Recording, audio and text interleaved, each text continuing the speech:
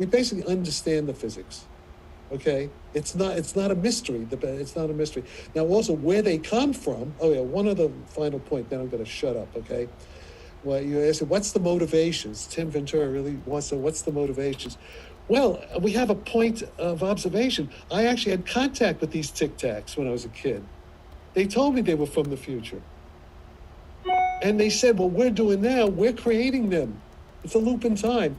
Now, Frank did mention, or was it Tim, mentioned, is it Michael Masters, the guy, the anthropologist who's giving empirical evidence of why they're coming from the future. Yes, and that, I've been saying that also for many years, because that's what they told me.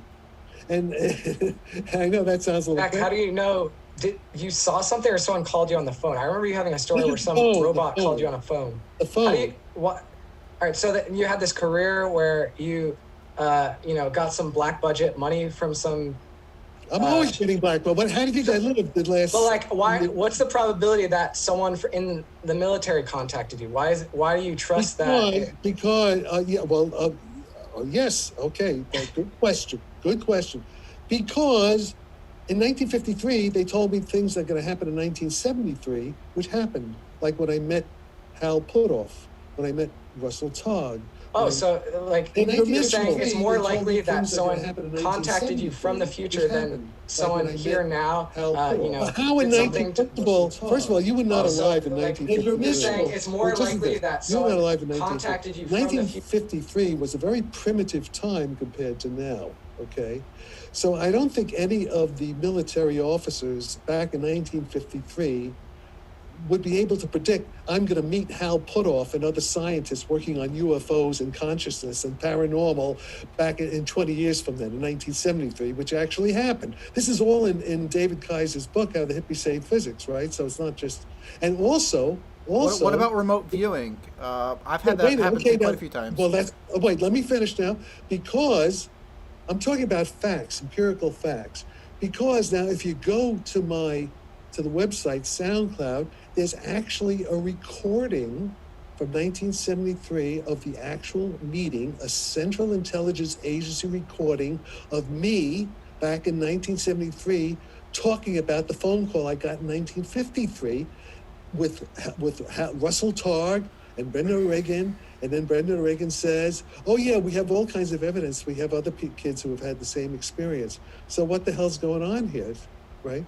This I don't know. All I got out of that is the military is talking about getting in contact with you. I didn't listen as very.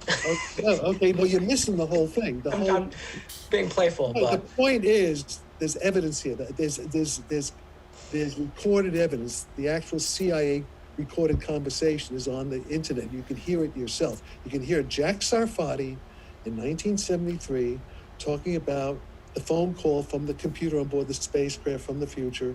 And you can hear guys like Russell Targ, these are guys working with Edgar Mitchell in the CIA remote viewing project, talking about, oh yes, we know that they're coming from the future.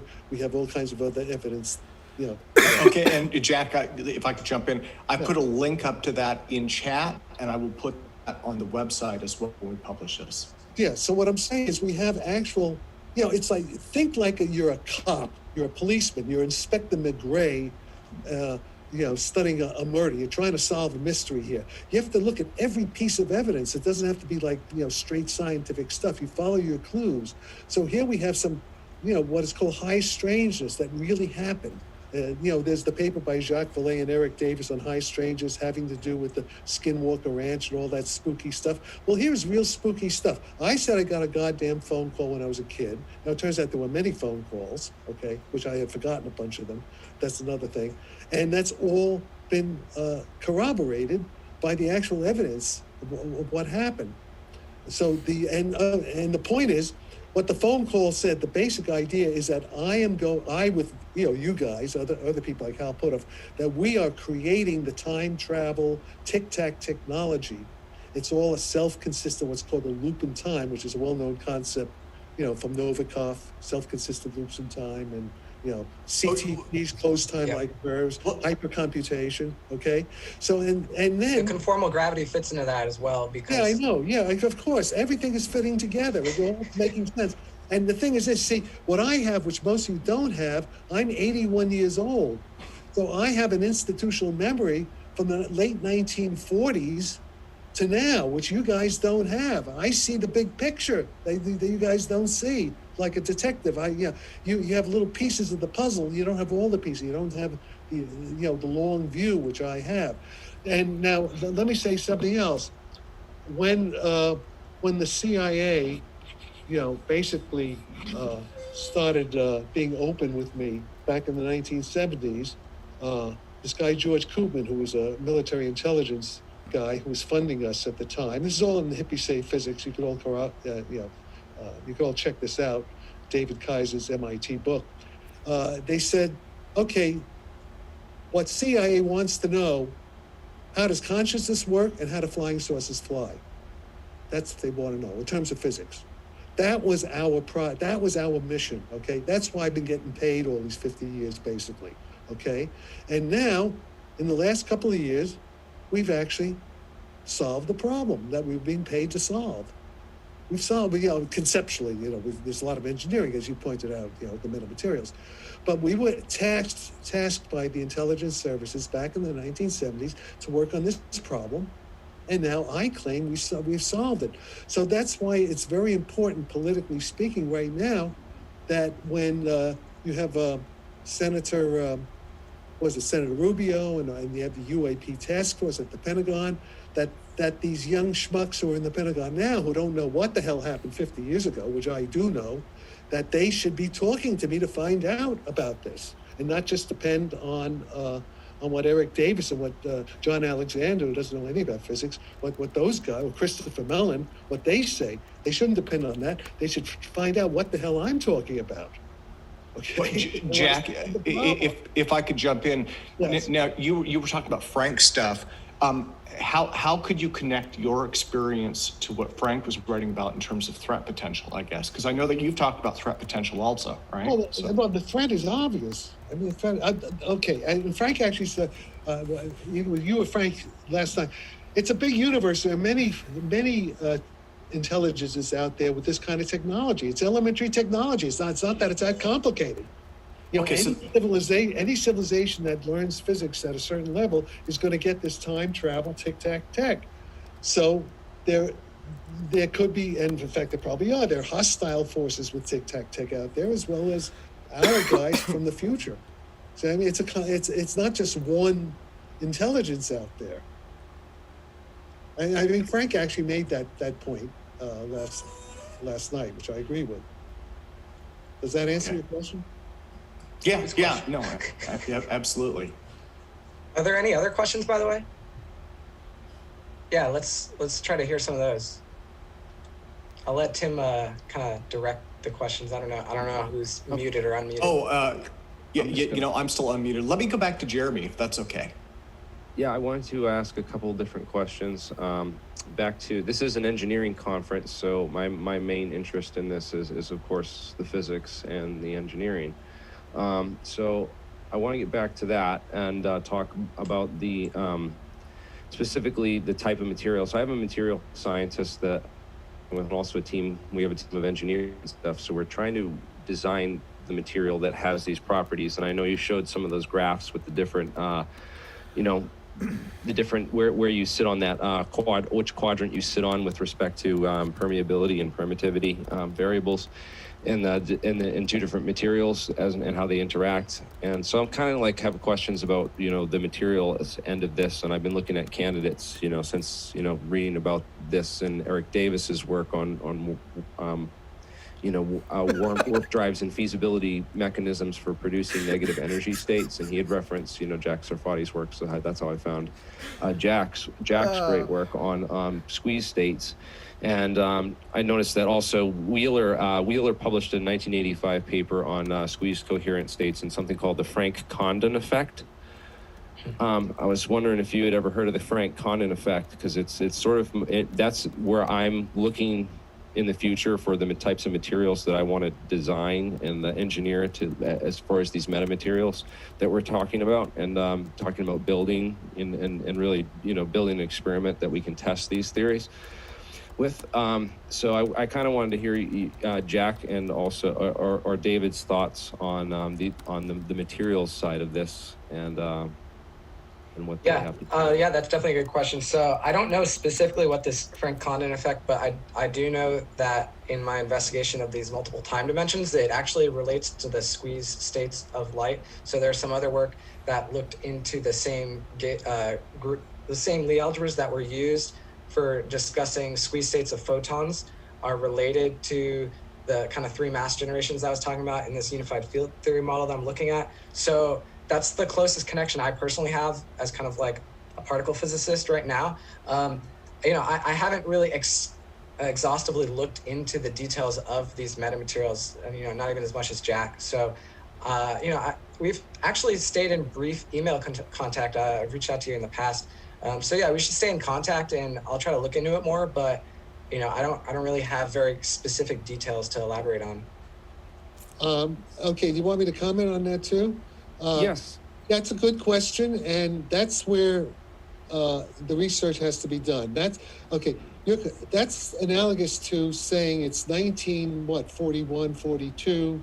They're starting the Manhattan Project, and at Oak Ridge they have to. Actually, it was John Wheeler who directed the Oak Ridge thing, where they have to try to find refining, getting the right isotopes for the bomb. Okay, and getting the right metamaterial is like that. It's going to be a major project. It's going to involve, at least dozens, if not hundreds, maybe thousands of scientists and engineers, and that's the big project. I don't have answers, and neither does David. Because it's a major thing. It's like asking Einstein in 1916 to build to calculate black hole collisions that Kip Thorne did like 100 years later. It's a major project. That's the big project. Well, I don't think we need Einstein. What we need is a Richard Feynman and a von Neumann, if anyone. But I wanted to know if you could comment specifically, Jack, on the coupling and the need for this Froelich condensates, because I know that was a big part of your whole theory on this, is that Froelich condensates. The Froelich, okay. Talk more about those. The Froelich condensate, basically, the Froelich effect. Let's say the Froelich effect. It's a non-equilibrium open system. The system's being pumped off thermodynamic equilibrium, and then you get different kinds of condensates, like superconducting states of different kinds of elementary excitations in the material. Like David was also talking about anions in the edge states, in the boundary states of these exotic materials. What I think happens there is that the coupling, the G over C to the fourth coupling between stress energy sources and the induced gravitational field, that gets amplified exponentially by an exponent e to the Froelich order parameter. See, and that gives like a super amplification to the strength of the effective coupling above and beyond the ordinary metamaterial negative refraction resonance types effects. There are two separate things going on here. You can get some amplification just using a thermodynamic equilibrium. When you pump it into the Froelich state, I think what's happening is that you're going to get even a super amplification, so that you could really get warp drive, the tic-tac propulsion system, with very small amounts of applied energy, which is what we're seeing. It's because we actually see that in the observations. Am I making sense? Are there questions about what I just said? Do you understand what I'm talking about? Yeah. Yes. That's a decent answer. Anyone? I was gonna elaborate. So Jack, why did you calculate that you needed terahertz frequency electromagnetic waves? Why did that? What was special about that frequency range? Okay, that's a good point. No, the terahertz. Look, what we're doing. This is like a detective story, right? It's not only scientific deduction. We have clues. The terahertz stuff comes from Hal Puthoff's lecture. Hal Puthoff has access to classified material, right? And Hal Puthoff, you were there in Italy. Remember the talk I gave at the Puthoff talk? It's online. And Hal has a slide of what are allegedly recovered materials from like a flying saucer or a tic-tac. And it says it's a metamaterial, and it has it like resonates with terahertz waves from just the structure of it. That's where I got terahertz. But also, I have clues. I'm like Sherlock Holmes here, right? Or also I'm like Paul Hill. Paul Hill, very important. What did Paul Hill do? Paul Hill was not a theoretical guy. He was an aeronautical engineer, and he took evidence from the flying saucer observations, and he tried to build a picture of how one might understand the evidence. This is back in around 1953, about the time I got my phone calls, right? Back in I'm doing the same thing here, saying, look at what the Tic Tac, what they're saying, what Commander Fravor and all these guys are saying it's doing. How can we understand how it works? Now, the other thing is that Stuart Hameroff and people like that, the people working on the consciousness, seem to think that with the microtubules, that terahertz signals in our microtubules in our nerve systems is somehow connected with consciousness, which may be correct, okay? And remember, when I was the kid, I got the phone call from the computer from the future, it said it was a conscious computer on board a spacecraft from the future. That's what it said. Okay, so the point is that these Tic Tacs are conscious machines. I think, I don't think there's any biological creatures living inside them, but they have conscious AI. And in order to have a flying saucer or a Tic Tac maneuver, like for example, it's in a dogfight with the F-18, right? You have to be able to compute very quickly.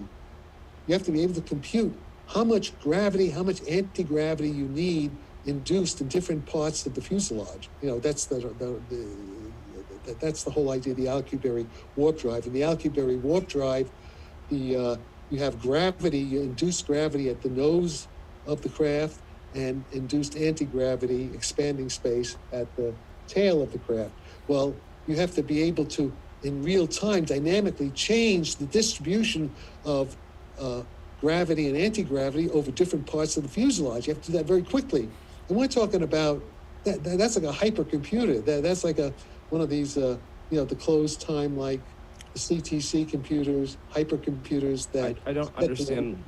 My question to that is, why can't that be done instantaneously, optically, using optical materials that effectively work as... No, I don't think we're communicating. I'm talking about the computations to know how much electromagnetic field to put at different parts of the fuselage in, say, nanoseconds, or let's say even the milliseconds, to keep changing the configuration of the pumping electromagnetic field over the fuselage, to keep changing that in real time, because you want to make it, okay, suppose... Isn't that field, though, an optical field? Isn't it kind of like optical information? No, I'm talking about compute. No, we're not talking, you're not following me. What happened? First of all, we're not talking about waves. We're talking about inside the metamaterial fuselage. It's basically what near fields, right? It's like the scalar. It's like what they're near fields. Like it's not transverse. They're not transverse. They're out of phase. Yeah. What? It's like electrostatic fields or magnetostatic fields, but they're changing in time. We're not talking about radiation. We don't want radiation fields inside the metamaterial, because that's like oil leaking out of the engine. Okay, right. We want to have confined fields. The gravitational field of the Earth is basically a static field. It's not gravity waves.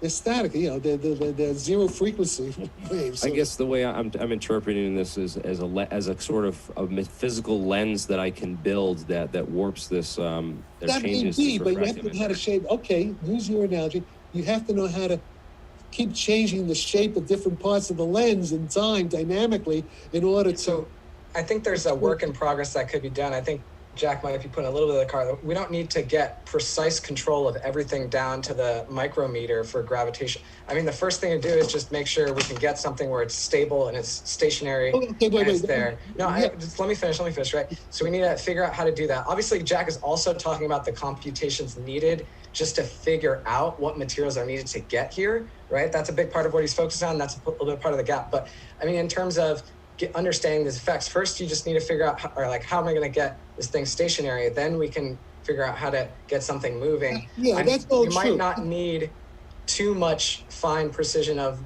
fine tuning of the gravitational field coming out of it. But we do need a lot of work to figure out, okay, how do we compute? We need to figure out how to actually compute these refractive index properties, right? Like, you can ask me well, what about this effect? What about that effect? What about this effect? I mean, it's hard to have an answer unless you just sit down and do all these calculations. So we need to have more people that are directing their thought to understand, okay, there's all these different exotic effects. Maybe, pulsed metamaterials with Froelich pumping, maybe that's one way to do it. Maybe there's other ways too, right? No, there aren't any other ways. I don't think. I have no idea, right? Yeah, but I do have an idea.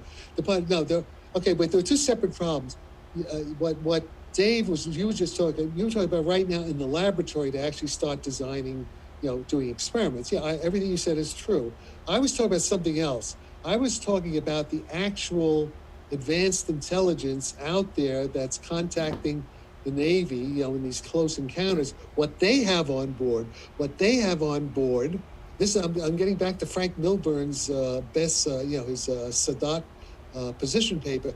What they have on board is a very powerful conscious computer that is computing in real time, dynamically, how to configure the warp field so it flies in the direction they want it to fly.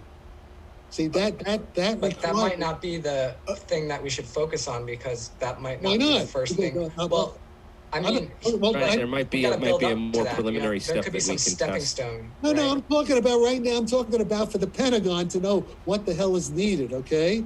And also, when you say a conscious computer, I think of this entity as being conscious, but we only see with our two eyes. This thing would have to see in all directions, all around it. It has senses all around. Of course, that's correct. That's absolutely correct. If I could jump in really quick, Sean had a question, I think also. Sean, if I could squeeze you in. Yeah, I was just my question is for David. I was wondering if you ever heard of Frank Zadarsik. I haven't. Sorry. Do you want to briefly mention anything about what he did? Actually, I'll ask him. I'll ask that later. But anyways, have you ever heard of Eric Dollard? Oh yeah. He did some interesting electromagnetic experiments looking at Tesla patents. Yeah. So that's kind of getting into some of the near field effects. He claims to have some faster than light measurements. I know and not just that. Yeah, not just 1800s. Yeah, not just that, but he has. He claims he just completed Heaviside equations. So I suggest you take that up and maybe you could play with that for a bit. Yeah. I mean, I there's something that I've looked into a lot. Actually, I've looked into so many claims of people claiming they've gotten Heaviside gravity to work, and I just haven't found anything yet. So not gravity. Yeah, I don't think it was just gravity. I believe it was just like he completed his math that no one else could. He claims. But anyways, that's just food for thought. Frank Zadarsik, I believe he has some awesome math on being able to figure out the what was called the quantum transition, where the electron moves from one orbital to another. He claims he has the math to that, and he put the I believe it was the spring constant into the Coulomb's equation. I'm not too sure if that's exactly. This is really. Anyways, quantum fields are based off springs, so. Yeah. Anyways, that's just it's just for food for thought. Anyways, take care. Okay, thanks, Sean. Appreciate it. Yep. Let me go to Jeremiah next. Jeremiah is waiting. I've got a question for David. Sorry, Jack, but David's the young guy that's gonna have to live on to carry on these ideas. So I got a question for him and get his mind going on all these metamaterials. That's true. Yeah, you did bring it up, David, about metamaterials. So I have to ask on the engineering and practical side. Let's take a look at one of the earliest metamaterials ever made, right? The split ring resonator array. Right. And so the interesting thing that you mentioned about near fields, and if you take a look at the negative refractive index of split ring resonator arrays and how they can appear transparent to certain frequencies, it's kind of odd, right? Because in order for those materials that are physical and dimensional to appear transparent, they would have to theoretically have a velocity of light going through them, or have the electromagnetic wave entering them travel faster at one point of its transition and travel slower than light at another, in order to exit the opposite side undistorted, so that material would effectively disappear to the EM wave. Which makes me think about the interesting phenomena of what happens in the near field right at the surface of a split ring resonator, or even a churro split ring resonator, where you have a ring inside of a ring, the two being at slightly different frequencies, but having a very sharp spike harmonic that occurs at the node between the two frequencies. So if we have other materials that maybe have interesting properties, interesting atomic properties or molecular properties, and we place them in the near field of that resonator, could we not entrain those materials and really electromagnetically move them around, screw with them, change their precession atomically, or do things like that by using the near field effects of these nanomaterials or of these nanoresonators? Yeah, I mean, honestly, I would have to look into the more of the details of what you described and try to get down and dirty and do calculations. It's difficult for me to just give like quick yes or no answers, but no, I mean, that sound very interesting, and I think you're kind of thinking about the right things. I mean, I agree. I agree. Yeah. With that.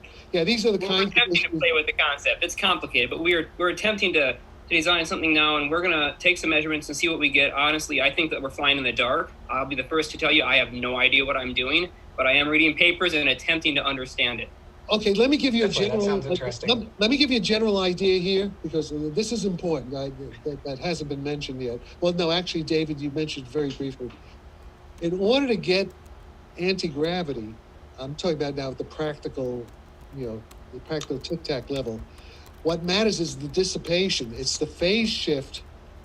Dissipation in the metamaterial determines the relative phase shift when you have if you apply an electromagnetic field in the metamaterial as the pump, and it induces a gravitational field as the output. So electromagnetic field input into the metamaterial as the transducer with a gravitational field output. The dissipation changes the phase relationship between the input electromagnetic field and the output gravitational field. That's that cosine theta in the equation, my equation that David wrote down. When that cosine factor, when the phase factor goes from a positive cosine to a negative cosine at a little place in the fuselage, it switches from an attractive gravity field to an anti-gravity, to a repulsive gravity field. So in order to make anti-gravity, it's just a matter of dissipative phase shifting. Electrical engineers, we talk about phase modulation. Just think of the flying saucer fuselage as a kind of lattice work, as a kind of a tiled lattice work, and each little spot on the lattice can either be a attractive gravity field, I'm talking about near fields, attractive gravity field or repulsive gravity field, depending upon the relative phase of the electromagnetic field at that spot compared to the output gravity it's generating, okay? And that depends on how much dissipation there is compared to non-dissipation. Okay, dissipation in material is from inelastic scatterings, okay? And in terms of electricity, it's like resistance versus reactance, okay? See what I'm saying? It's the ratio of resistance to reactance. And so that's what you want to control on a micro scale. You want to control that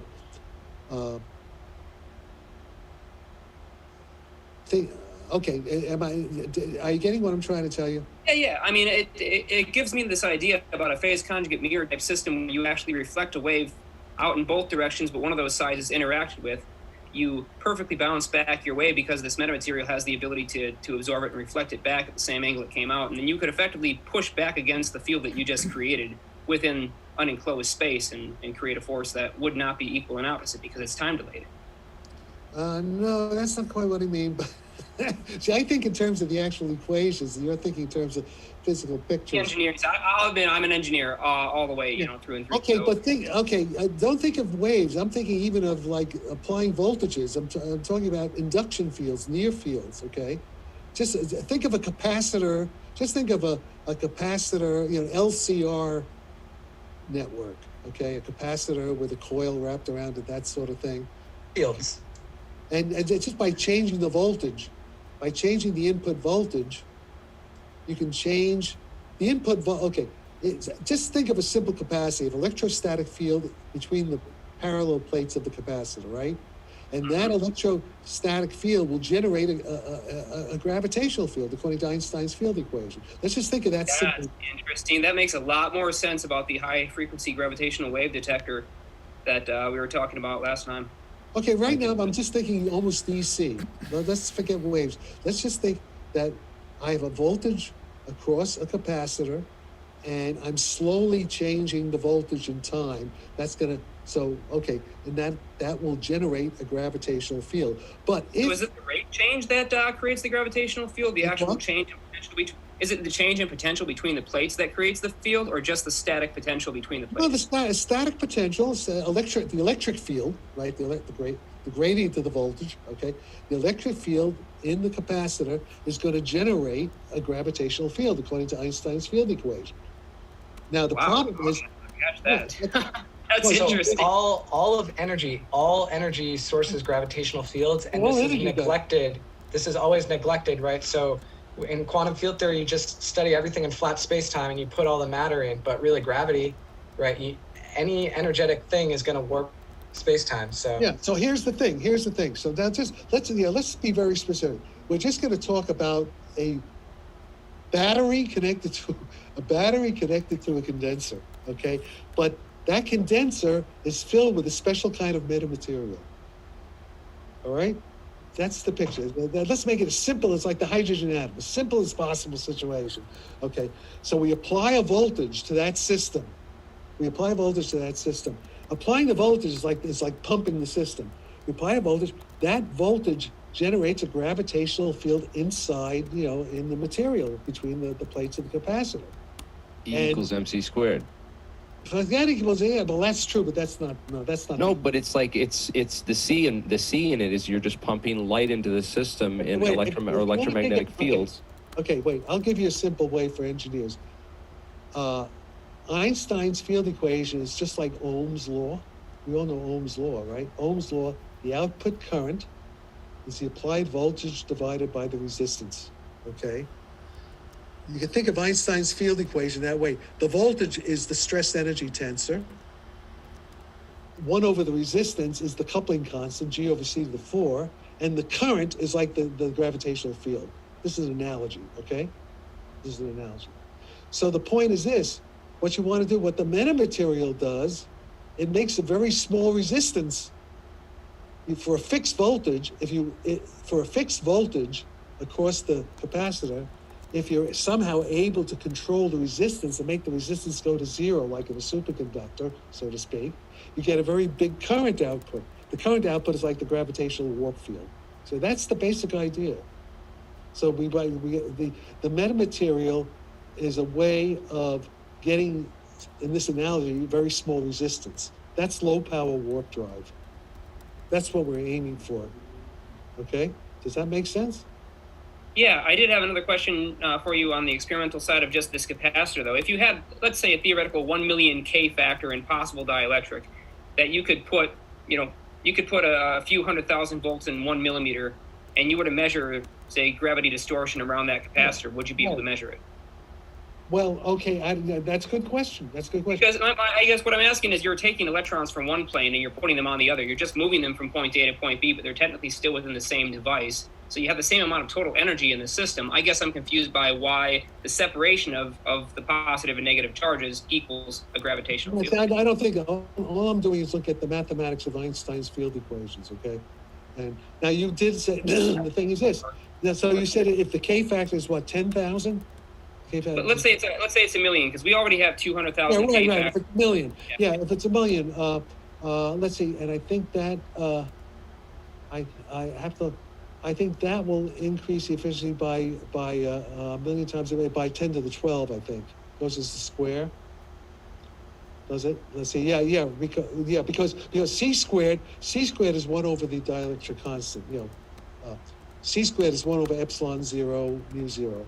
So if your epsilon is increased by a million, and the coupling though goes as the 4th power of the speed of light.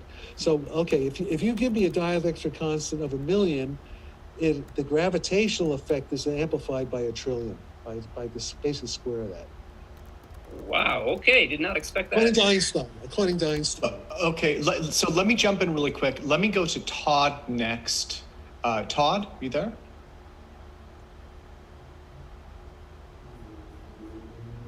This time.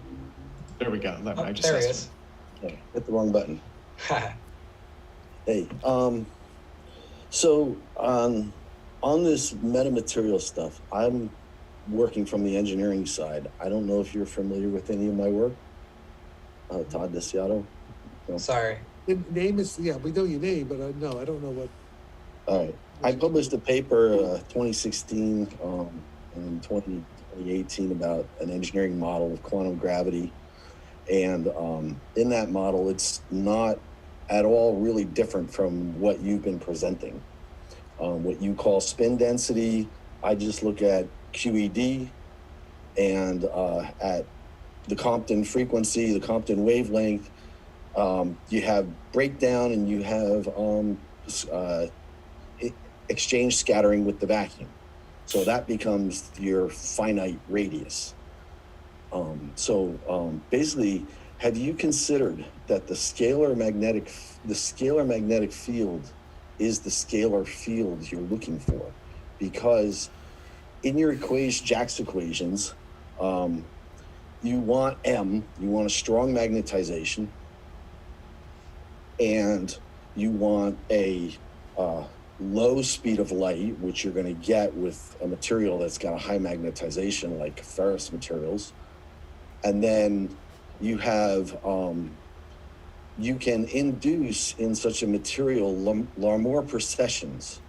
And you can do this, say you have a sphere as your bubble or your hull, your metamaterial is this material that then you project onto this material a magnetic field that varies from point to point on the material, so that over here in front, you have a strong magnetic field, and in the back, you have a weak magnetic field. Yes, and something like that could work. An RF signal that causes that area of the hull to resonate. Yeah. It's something like that, roughly speaking. Roughly speaking, yes. Okay. Yeah, and to elaborate, so there, you talked of the Cartan radius that I discussed is actually slightly different than the radius you were discussing. So Poplawski actually has a torus for his model for the electron because it actually has 2 radii. So it's something similar, but it's a different radius for the gravitational aspect. So I'm just pointing that out. So there's kind of like this electromagnetic radius and then a gravitational radius. So what you're describing may be somewhat similar, but there's just that small difference there. To really answer your question, though, you mentioned this magnetic scalar. I don't know exactly what you're referring to, but I have looked into, people talk about scalar waves and longitudinal modes and things like that. There is, for example, below the electromagnetic potential, there are these Whittaker potentials or Hertz potentials. I've studied these a lot. There is this scalar field that's related to the Lorentz gauge condition that is more an electromagnetic scalar. And typically the mathematics, you could imagine such a magnetic scalar. I don't even know if this is exactly what you mean, but the mathematics typically forces that to 0. But if you had magnetic monopoles, you could cook something else to get it. So that's the closest guess I can get at what you might be referring to, but I'm not sure the precise details of what you're referring to. Let me say one thing. Keith Wanza, I don't think he's here. Keith Wanza actually did a computation of my equation there for just a simple material, a homogeneous material, and it turns out that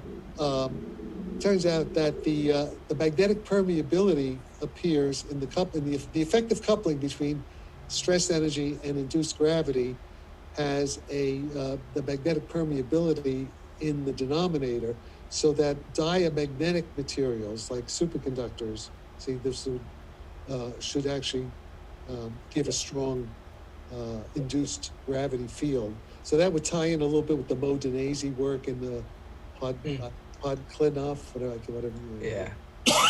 Yeah, and it would do the same thing as a hull. Because we're talking about the hull. We're talking about a hull, a metamaterial hull, where it goes diamagnetic, and so if you have a diamagnetic fuselage of the Tic Tac, then that would have the effect. And then you just, in order to get gravity versus anti-gravity in different parts of the hull. That's just a matter of changing the amount of dissipation compared to reactants. Just the phase shift. The cosine theta in my equation. It's phase modulation. It's the cosine. Negative. Okay. Sorry, can you repeat that, Todd? He said, as long as you don't go negative. If the cosine theta goes negative, then that equation violates the strong energy condition. Forget that strong energy doesn't mean shit. I don't care. In every general relativity textbook. No, you don't understand. What the strong energy condition, it's just strong energy condition means that there's nothing that says you can't violate the strong energy condition. It's not a law of nature. It's just that in order to get a warp drive, you have to violate it. So okay, but we're seeing the warp drive. The warp drive is a fact. You don't. There's nothing sacred. There's nothing important about the weak. It's just a condition, okay? It's just a constraint, but it's not a law. It's not, nature doesn't have to obey the strong energy condition. God did not say that. It's a matter of empirical observation. Here's the general point. I've never observed any. Well, yeah, well, no, but we have. You got your. That's who you ask, I guess. That's what flying saucers are. They're violating the weak energy condition. I think an important key is to study the more exotic theories than general relativity and to look to see what happens to that strong energy condition in metric affine gravity, and things will change a little bit. So if you stick to pure GR and you stick to Einstein's field equations exactly how it's written, and you really stay closed-minded and don't think about what's going on, it's easy to get caught in that paradigm. So that's why I mentioned the metric affine stuff, because it has that scalar field that is somewhat similar to what Jack is talking about. And I know it does change a lot of the energetic stuff that's going on in comparison to GR, so something to consider. Yeah. And the point is the cosine going negative is exactly what you need in order to explain the observations. Yeah, otherwise, like, if what you're claiming is true, then the whole thing breaks down and it's impossible, as Jack is saying. So, yeah. Yeah. So here's the point. Let me get this very clear. If you see a Tic Tac or a UAV going at, say, 10,000 miles an hour, and then it makes a sharp U-turn, where it looks like there are thousands of G's involved, that's warp drive. The only way to explain that is what we're talking about. Because what happens inside the Tic Tac, it's 0 G. The actual, they don't feel any G forces. It looks like, to the outside observer, it looks like there are G forces, but they aren't there. That's an optical illusion. That's part of warping space-time. That's what warp drive's all about. So everything that Commander Fravor and Kevin Dane, all these guys reported in the 2004 encounters and the 2015 encounters with the battle groups, that all, unless it's something like what Mike Turber's talking about, where he says that's just spoofing electronically, they're somehow tricking the electronics. But if it really is what it appears to be, that's definitive proof that it's a warp drive. Has nothing to do with conventional propulsion. There's no thrust. It's zero thrust. Jack, let me jump in with a question really quick. Now, so with the model that you've come up with for the Tic Tac propulsion, from what I understand, they are transitioning between ocean, atmosphere, and presumably space, right? Yeah. So how do you think that this would work? I mean, would you expect any drive issues or anything like that during a transition when they're going into or coming out of the water? Well, it doesn't matter what I expect, but we see these things are doing it. And we don't know enough of the details without working on it, like a Manhattan Project scale to answer a detailed question. But clearly, let's just assume that the observations are true, okay? So these Tic Tacs, they go 500 miles an hour under the water, right? And they just pop out. And Hal Puthoff even reports that they may be able to go through solid matter. Right. That's how, I'm not saying that, but Hal Puthoff and Eric Davis, they're talking about that kind of stuff. All that stuff, though, can be understood in principle on the basis of the equation, my equation with the cosine theta that Dave put in that slide. That equation, essentially, qualitatively speaking, explains everything. Even time travel. Even allows time travel through closed time-like curves. Well, now, I guess this goes back to the idea of the threat and I'm probably going to get myself in trouble by asking, but with these kind of capabilities, what would you propose for some kind of defense against these? How would you circumvent that drive? Or how would you shoot one down, basically? That's a good question. It may not be possible. See, one of the things that that's where I'm working with the Italian. I'm working with a guy in the Italian Air Force back in Crotone, in Tuscany. This guy Saro. He's a Italian Air Force military intelligence, and it may not be possible to defend against, because it may be possible to create what's called like an artificial white hole. Like a defensive shield. It's like the event horizon of a white hole, so that any object that tries to get close to it is infinitely repelled, can never even reach it. So in other words, you could have, the old science fiction force shield. It's possible with the equations that David, my equations that David has simplified and wrote down there with that cosine thing. Okay, all kinds of weapons systems, both offensive and defensive, are possible. Now, the thing is this, before, the Russians have interviewed me on all this. Let me tell you a little background as to what's going on here.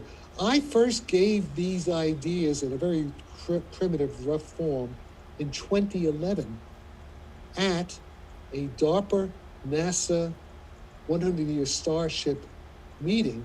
Eric Davis was there. Eric Davis didn't understand it. He sort of poo-pooed it at the time. But I gave this basic talk with metamaterials and low-power warp drive. This way before Tic Tac. This is in 2011. And of course, the Russians were there. The Russians are not stupid like our guys. Our guys are kind of stupid compared to the goddamn Russians. They're smarter. So the Russians were there at this meeting that I gave an invited talk. The talk was paid for by NASA, General Pete Worden, who was formerly head of the U.S. Space Command. He was heading NASA Ames, and I was working with guys at NASA. So they paid my way to Orlando, Florida. I gave the damn talk. I started talking about UFOs, and they didn't like it there. And in fact, Sharon Weinberger, who's a defense journalist, actually wrote an article in BBC about this meeting where I pissed everybody off. I got people screaming and yelling because I started talking about UFOs.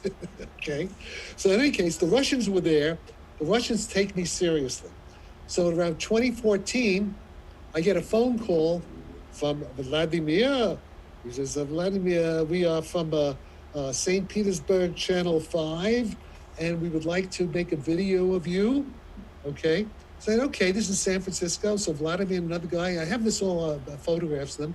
They come and we spend a couple of hours videoing me, talking about all this stuff, all my crazy physics ideas, UFOs, the whole thing, right?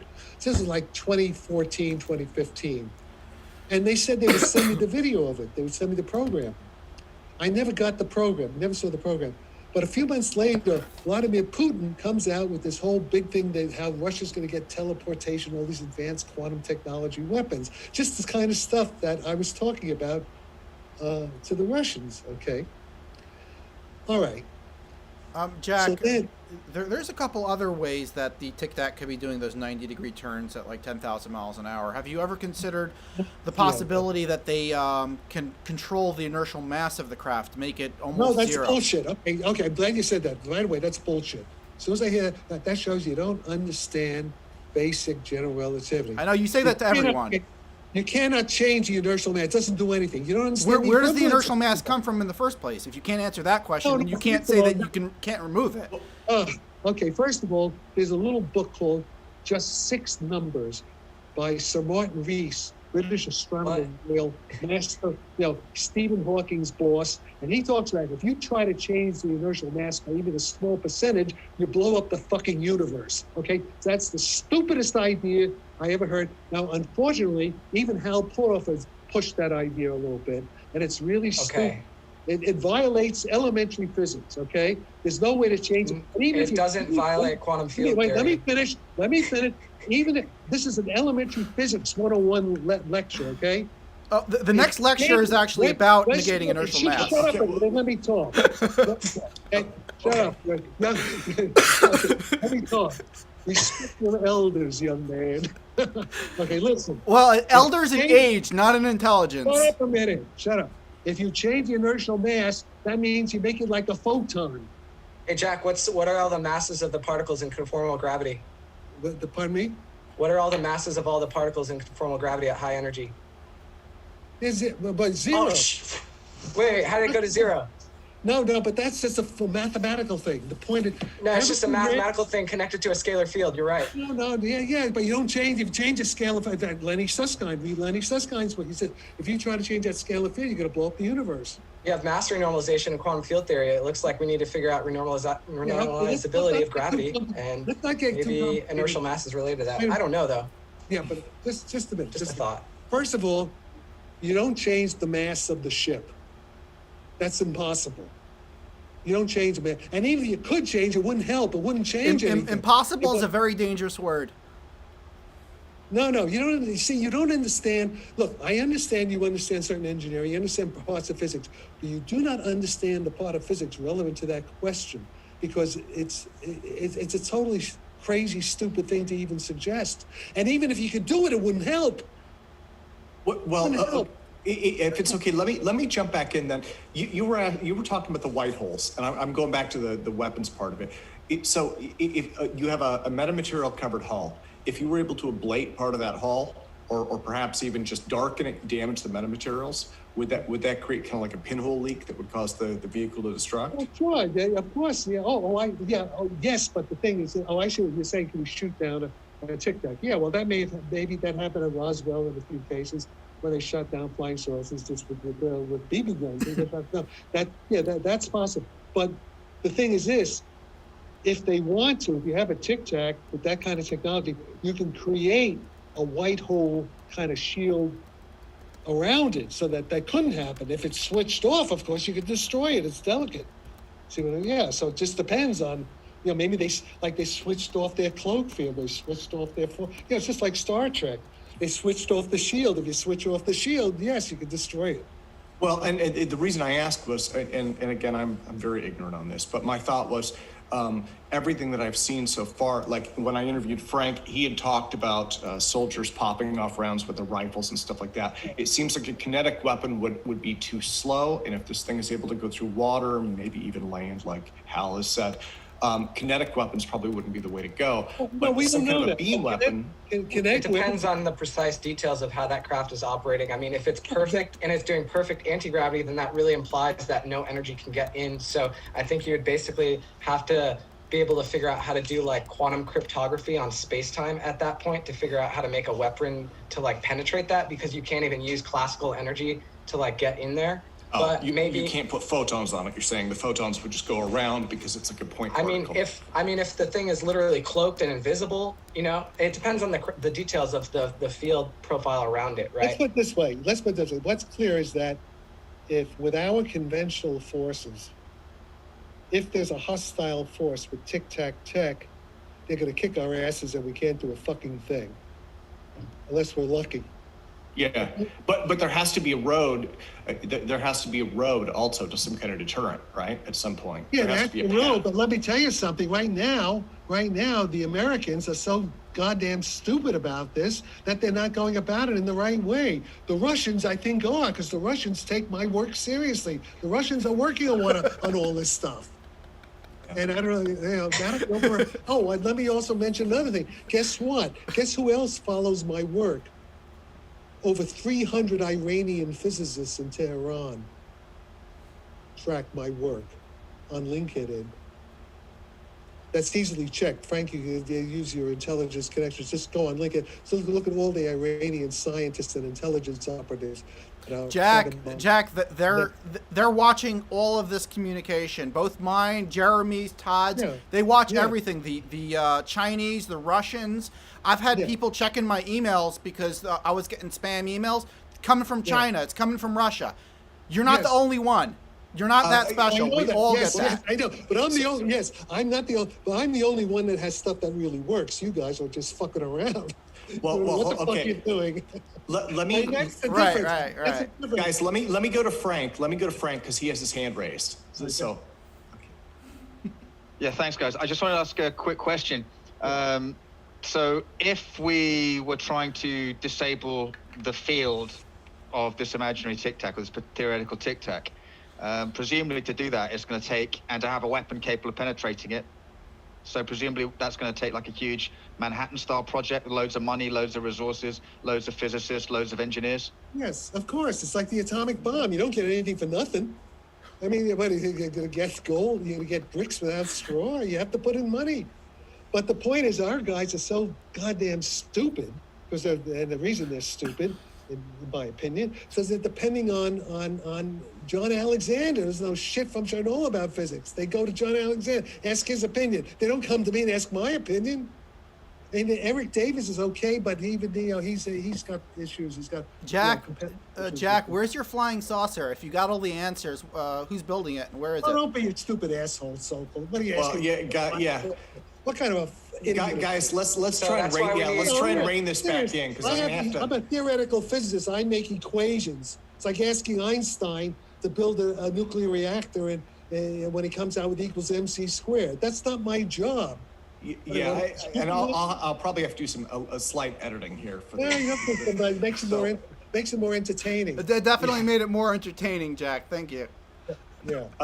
Okay, well, so I guess I should ask, Mark, you guys were going to do a presentation also, right? We're going to show some real technology. Okay, do you want to go to that now? I'm going to take a piss because I got a prostate issue here. Okay. Thanks for letting us know. Thanks. Okay, well, David, thank you again. Thank you very much. And thank you doubly for your patience. I had one more question for David. How do you get your hair to go up like that? No, Mark. Well, it just does it on its own, you know. Mark, it looks you amazing. Almost have that hair, so. Maybe in a year or two. I agree with that, dude. David's hair is pretty awesome. I mean, that's got to be a hard look to pull off. It definitely stands out, and it demands attention, which is great for the younger generation who's watching these videos and going to create the future. I also think it's kind of cool, but I still have to edit this whole section out now. So. I imagine so, but live stream still showed it all. It is what it is. You know, it's out there. I know. Hey, Jack wants to say what Jack wants to say. That's his prerogative to refine his own image for the rest of the world. I mean. Well, and Mark has already said that my face has been bright red for the better part of an hour. So yeah, I'll just... man. Yeah, mine too, man. Probably because I was laughing so darn hard listening to this controversy here. Very not what we would expect from an engineering conference at all, and probably not quite appropriate at all for the future. But you know, we have a lot of room to improve. Well, and you know what? I do appreciate Jack coming on, and behind the scenes, I've been asking different folks, and they said, "Well, let it go. We're doing great," and so I do appreciate it. But yeah, let's say thank you again to David, and then let's go to Mark, and Mark will do Mark and Jeremiah. Thanks for the invite. Thank you again, sir, very much. Okay. Todd wanted to start to kick this off with his presentation. Me, Todd, and Wayne are all working on a similar experiment that has to do with dynamic nuclear orientation, or NMR, EPR, basically hitting samples with a laminar magnetic field, and then hitting it either with microwave energy or megahertz range energy, depending on the Larmor precession of either the nucleus or the electron, the valence bands. So Todd, if you can unmute yourself, you can start this presentation by sharing your screen, and we can get going. I'm going to mute myself now.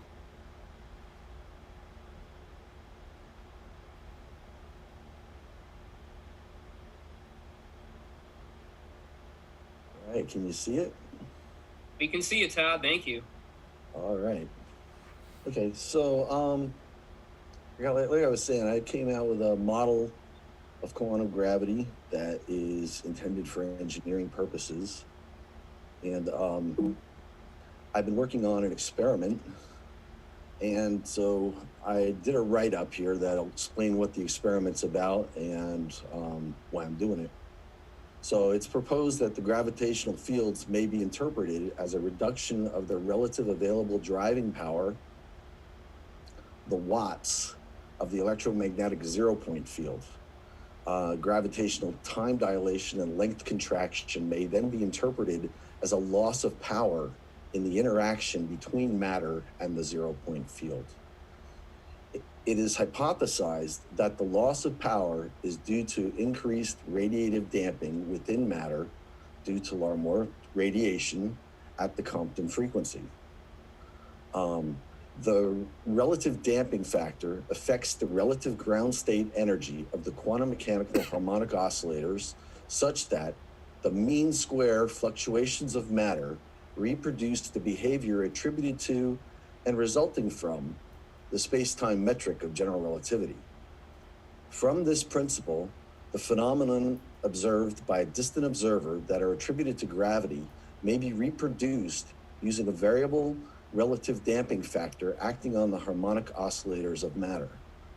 Using nuclear magnetic resonance to stimulate Larmor radiation, experiments may be conducted which demonstrate gravity and anti-gravity accelerations without the need of planetary-sized masses and energies.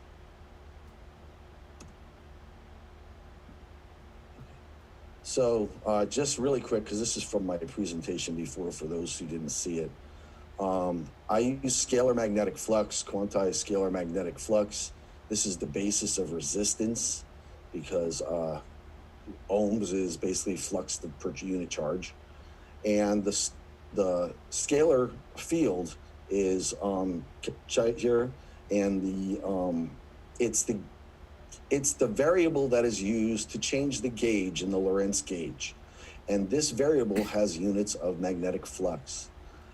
So when you take the derivatives, you get your electromagnetic gauge potentials, but this scalar field has no effect on electric and magnetic fields, for example, because you take the gradient, curl of the gradient, 0. So, but this is the seat of the behaviors that I'm about to discuss. So, assuming, and this is part of the hypothesis, that the Larmor precession frequency is also the Compton frequency at that scale of an electron, just as an example. And that the rest energy of the fermion or electron can be written as mc squared is Planck's constant times the frequency. So, and that frequency would then be the Compton frequency. So we assume that the frequency is the Larmor precession frequency, and then the gyromagnetic ratio times a scalar magnetic flux value gives us this frequency. And that gyromagnetic ratio is given to us as 28 gigahertz per Tesla. And so you back calculate to get the scalar magnetic flux density, which is about 4.5 billion Tesla at the scale of an electron. So that's where your G over C to the fourth comes from. It's a huge number. And that's the energy density in the 0-point field at that scale. But because this is a scalar field, it has no direction, and so the statistical average is 0.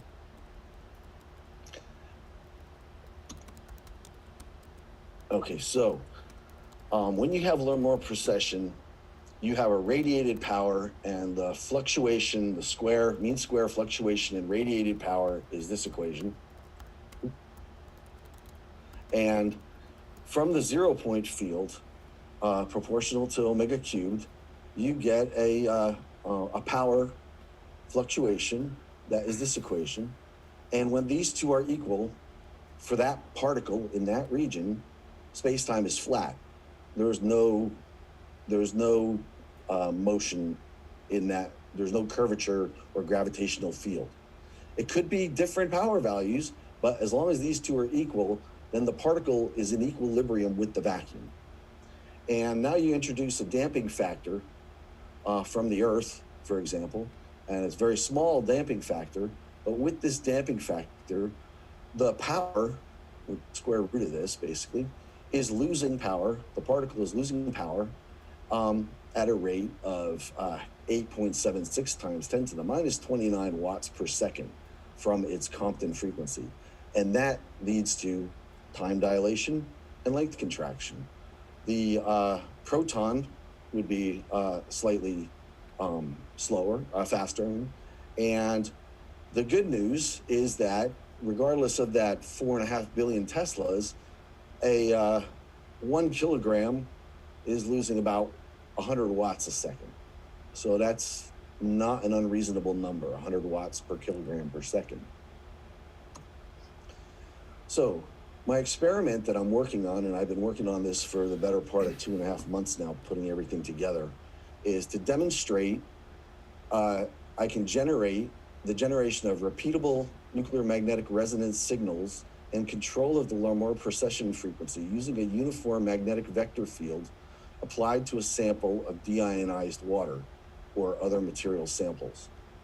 Measure how acceleration due to periodic oscillation of the sample, like bounce the sample on a spring or a rubber band, how that affects, the acceleration affects the change in the Larmor precession frequency.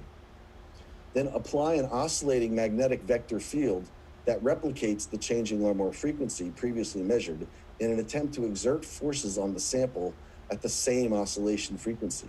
So this is grabbing hold of those fermions and trying to exert a force on them all together, all at the same time, all the particles moving, accelerating uniformly. We then apply a static magnetic field vector field gradient and attempt to nullify the weight of the sample. We also do the reverse the field gradient and attempt to increase the weight of the sample, and then repeat for various other materials. Now this is all with a vector field. I haven't yet figured out how to do it with a scalar field. When I do, this list will be repeated. So this is my little lab bench over here, and this is my setup, or the initial part of this setup. I have a pair of Helmholtz coils here, 44 turns. They could generate a field of up to 300 Gauss. And then I have a 9 millihenry coil here that is actually wound in the same direction as the Helmholtz coils, so that I can create a gradient in here. So I can either have a nice uniform field in this area, or I can have a gradient field passing through it. The field lines would be in the same direction, but it would be stronger here, and I can get a gradient this way. So this is a close-up of the coil. Again, it's a, I ordered these in pairs of 2 of them, and they packaged them very poorly, and they knocked together all the way here until the tie wraps broke and the wires came loose, and I had to have them send me another pair, and they did the exact same thing again. So then I had them send me another pair, and I told them to individually wrap them, please, and I finally got a pair that were usable. I found out that in my neighborhood I have a lot of stray magnetic fields. It varies quite a bit.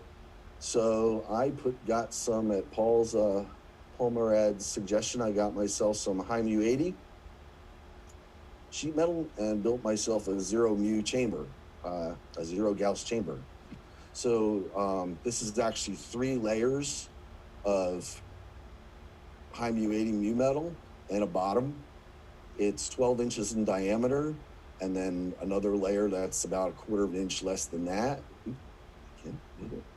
And then the inner layer is 8 inches. And so there's a bottom, and these are the results. Where I had 51.3 microtesla previously, now I have 1.7. So it worked quite well. I have a little bit of extra field. Most of it is in the Z component, probably because there's no top on it. But what I did was I added a thin coil here in between to null out that last little bit of Z field. My wife keeps doing that. And then this is my pre-polarizing coil, and this is my sample tube. So the sample goes down this tube, which can be weighed or bounced or whatever I want, and it sits inside this coil, and then I can adjust the magnetic field however I need it and take readings. And this coil is then attached to a circuit board that I designed. Excuse me.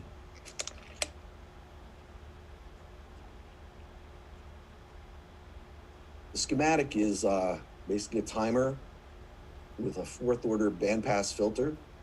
and that coil feeds into a capacitor, making it like an AM radio tuned circuit. So I tune it for the frequency I'm looking for from the resonance of the protons. And then I amplify that with a very sharp filter. And then that signal gets fed out this little SMA connector because my scope probes are way too noisy. And then that goes into my oscilloscope. And then that coil hooks over here to the board, and the MOSFET is used to charge the coil to polarize the water.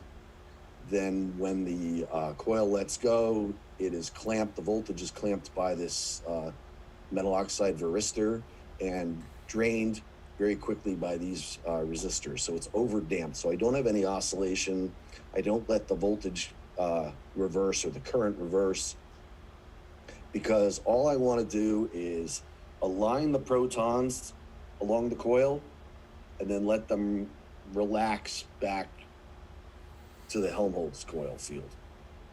And in that way, as I can, the harder I polarize them in that direction, the faster I can get them spinning. And then as they relax back down, we'll watch that with the scope and can measure the relaxation time and the frequency.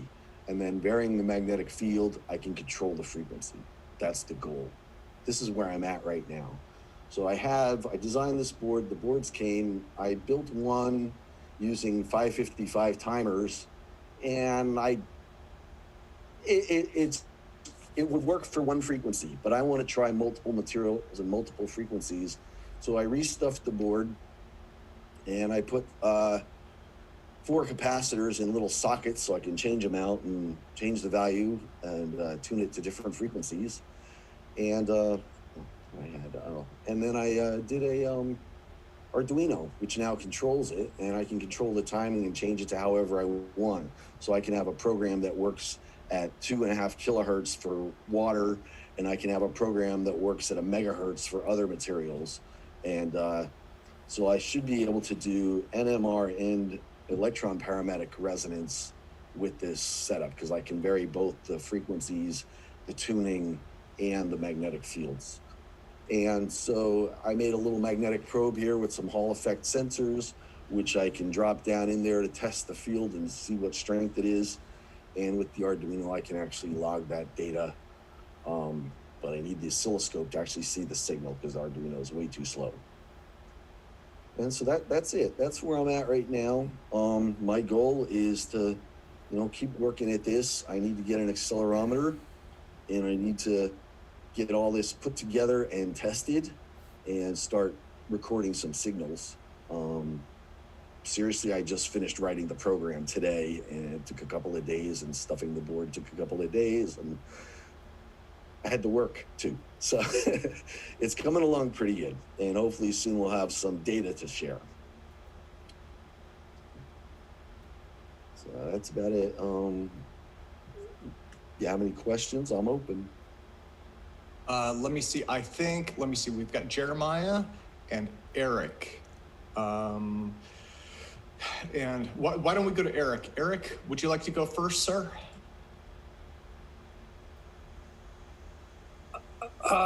No. Oh.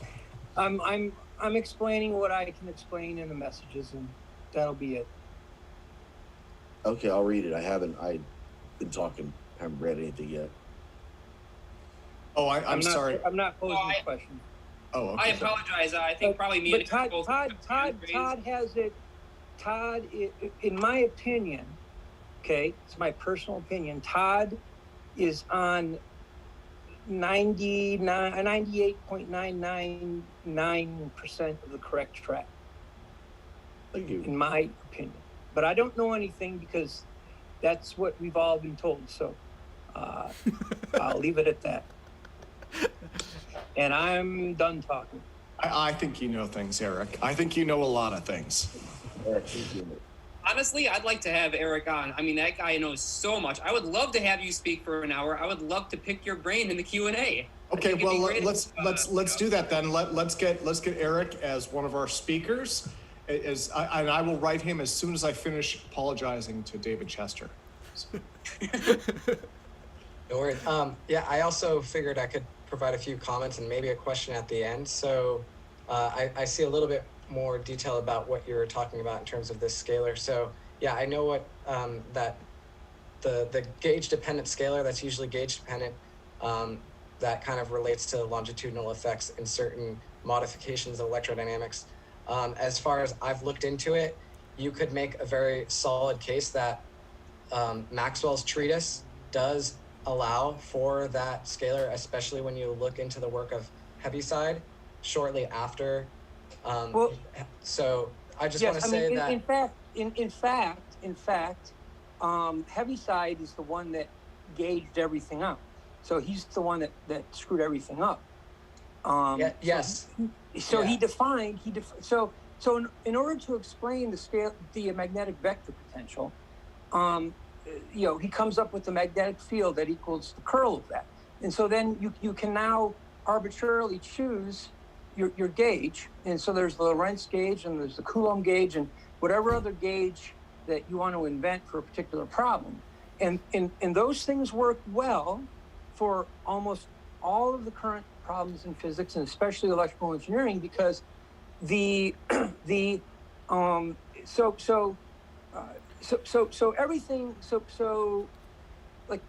like Ampere's law, right?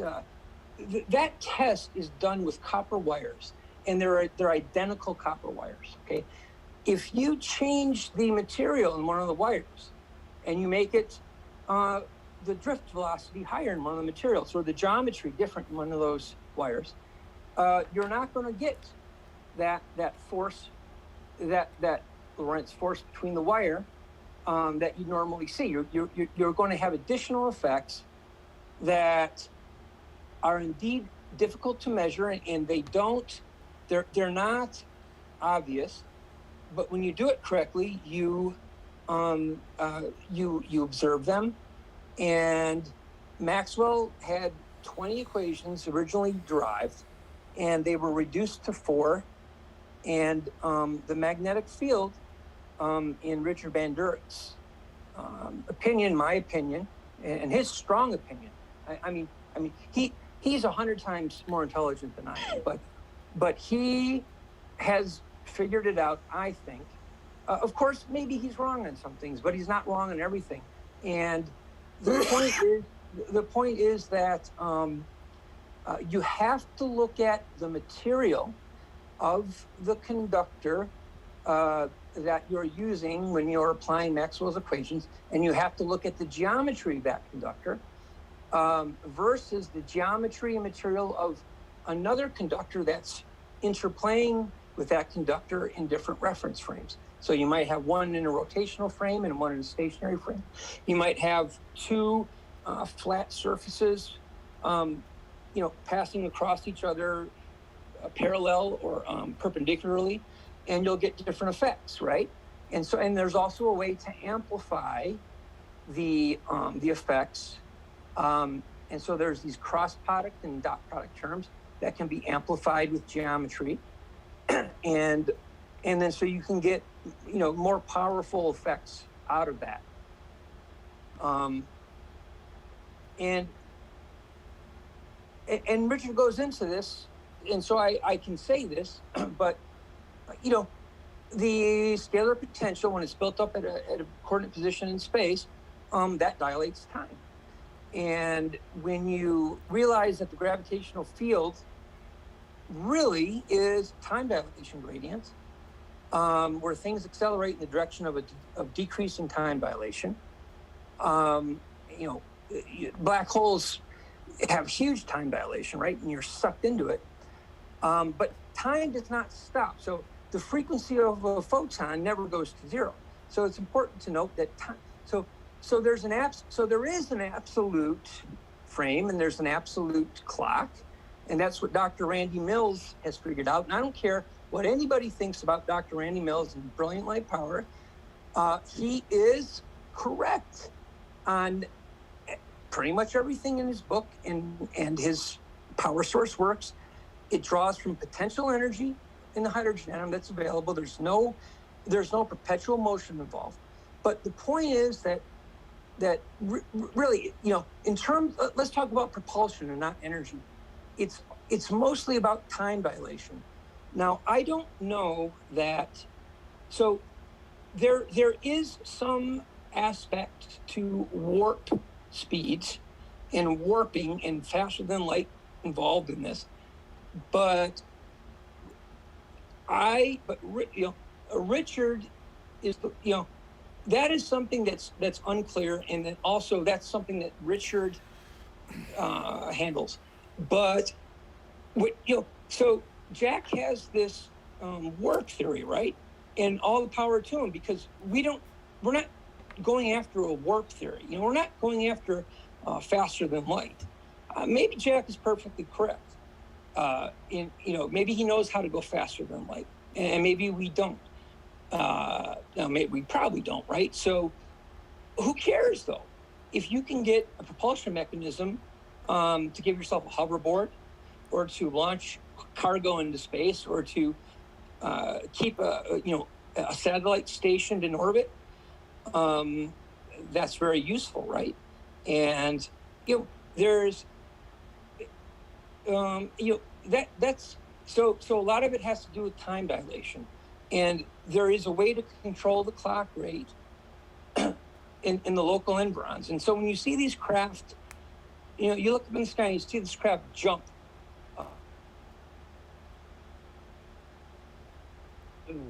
Lost audio on Eric. Is sped up. So that quarter second that you experience is actually maybe 5 seconds for them. So they're a leisurely acceleration into that, right? And their ruler expands. And so in other words, literally their rule of measure expands. And so instead of having a 3 meter, a 1 meter stick that you hold in your hand, their 1 meter stick is 10 meters long. And so to get to the sun, just on a normalized fashion, you might have to travel 10 meters, but they only have to travel 1 meter to get to the sun. You understand? Because their ruler is expanded. You understand what I'm saying? So I think that's, in part how it works. I don't know that maybe there is no warping, and maybe it's just a change in the rule of measure and control of the local clock. And so Jack talks about time travel and all that kind of stuff, and maybe he's right, but I don't think it's time travel. I think it's the mastery of time. So you can control the clock rate, but you can't fuck around and go back in time and forward in time and all this bullshit. And maybe I'm wrong, but I don't think that's possible. I think you can control the clock rate. And the interesting thing about controlling the clock rate is, let's say what I call them are engineered habitats, right? So you engineer a habitat where the clock rate is increased, and now you can suddenly perform more computations per second than you can outside of that environment. And that's where things get really interesting, because then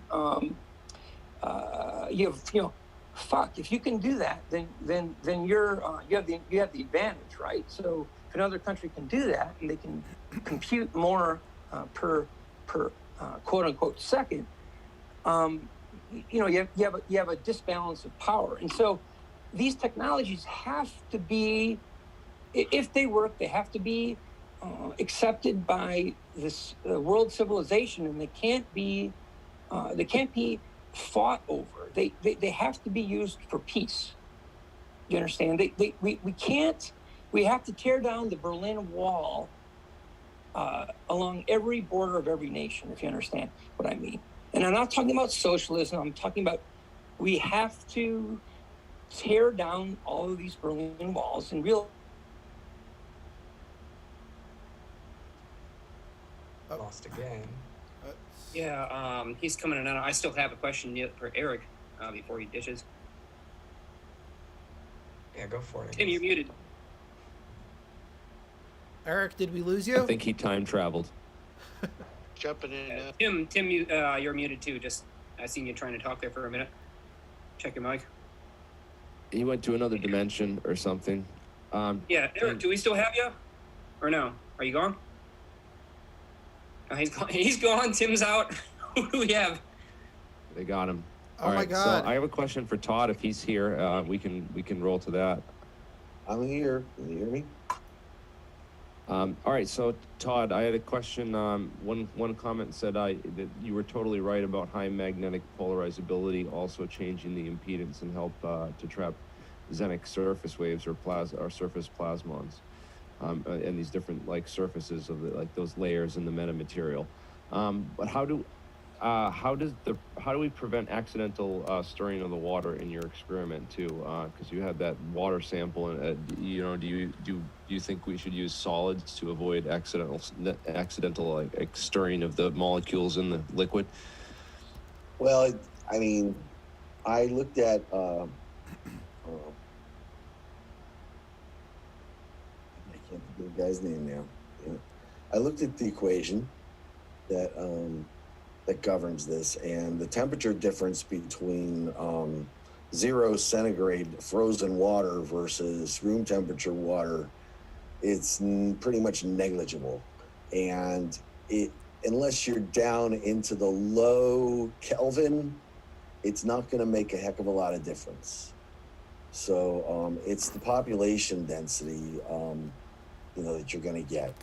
But you do, I mean, there's probably better materials to use than water. Probably the mu metal is a better material to use than the water, but I haven't spent the time looking into it yet because I'm just focused on doing what I started out to do.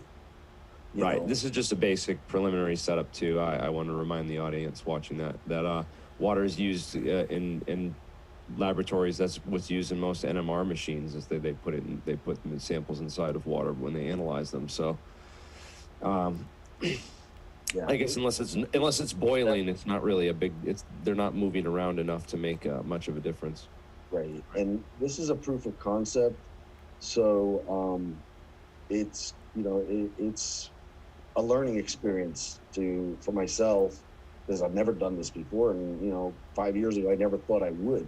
So here I am trying to make a nuclear magnetic resonator in my garage. We shall see how it goes. You can always use, ultrasonics or acoustic waves to effectively vibrate or mechanically disturb that material without having to worry about it sloshing around too, if you didn't want to get, other weird or compound erroneous measurements. Yeah, the thing with measuring the change in the Lamore precession frequency with respect to vibration or oscillation, so I can get a calibration of how the frequency is affected with the rate of acceleration, which is the connection to gravity, right? So that's what I want to measure. And that measurement is going to be difficult because it's not going to change very much at low rates. So I actually need something that's going to make it accelerate quite quickly. And I have some piezoelectric transducers, thanks to Jim Woodward, that I can use to make some really high vibration frequencies, and I have the frequency generator to do it. So That you do. So this is going to be an interesting couple of months to get all this together and tested and working. But and then after that, I've got several of these the mega drives that I made to test, and some new ideas that I have on my own. And I finally have the springs necessary to measure a change or measure some level of thrust, hopefully. Did you get the same ones they talked about at Estes Park or something similar? Yeah, the same ones, and a couple of others that are a little stiffer. But I got enough of them to make like a bed that it can rest on, so that if there's any kind of thrust at all, it'll change height. Now you built your Mega Drive though, right? Or did Woodward send you something? No, I built them. Testing. Yeah, you built. Testing. That's awesome. I have a buddy of mine that works in the metal shop, and he did the metal work for me for a bottle of tequila. That's not bad. Okay, sorry guys, you can hear me okay now? Yes. Yeah, you're all good, Tim. Okay, I'm sorry. I'm sorry about that. Machine. Your work on your machine, Todd, is just gorgeous. Those coils and everything, they're sexy, man. I wish I had built something that looked that good. Now, if it works that good, then we'll all really be impressed. Yeah, I hope so. Todd, Paul. it sounds like you're doing some good work. Thanks, Paul. I'd like to make some other comments. I've been rather quiet about all this, especially about Smiling Jack. I have argued with him for years, and you see in the write-up, that, hey, it's great to have a idea, a theoretical idea, but if you can't put it together, it's useless. And he's beginning to sound more like an engineer. But the question here is that, I have one thought, and that is, when you have this metamaterial on it, you've got to get it in the same phase at the same time, or you might have some problems. Like you may have the wrong phase where it's gravitational in part of the spacecraft, and if it's anti-gravitational in the other part of the spacecraft. Now, either you're going to tumble around like crazy, or you're going to tear yourself apart. So there's a lot of engineering materials that have to be looked at. Now, Jack made the comment about historical sense. As far as I'm concerned, I've looked for as much information as possible about the wrecks of UFOs and the materials that were involved. And with only one exception, a piece of Russian work in a hill that was identified with Paul Potter, they talk about 3 balls. I believe in the constellation work of Potter and so on. We have 3 spheres rotating, and apparently there was 1 sphere, and it had some funny material.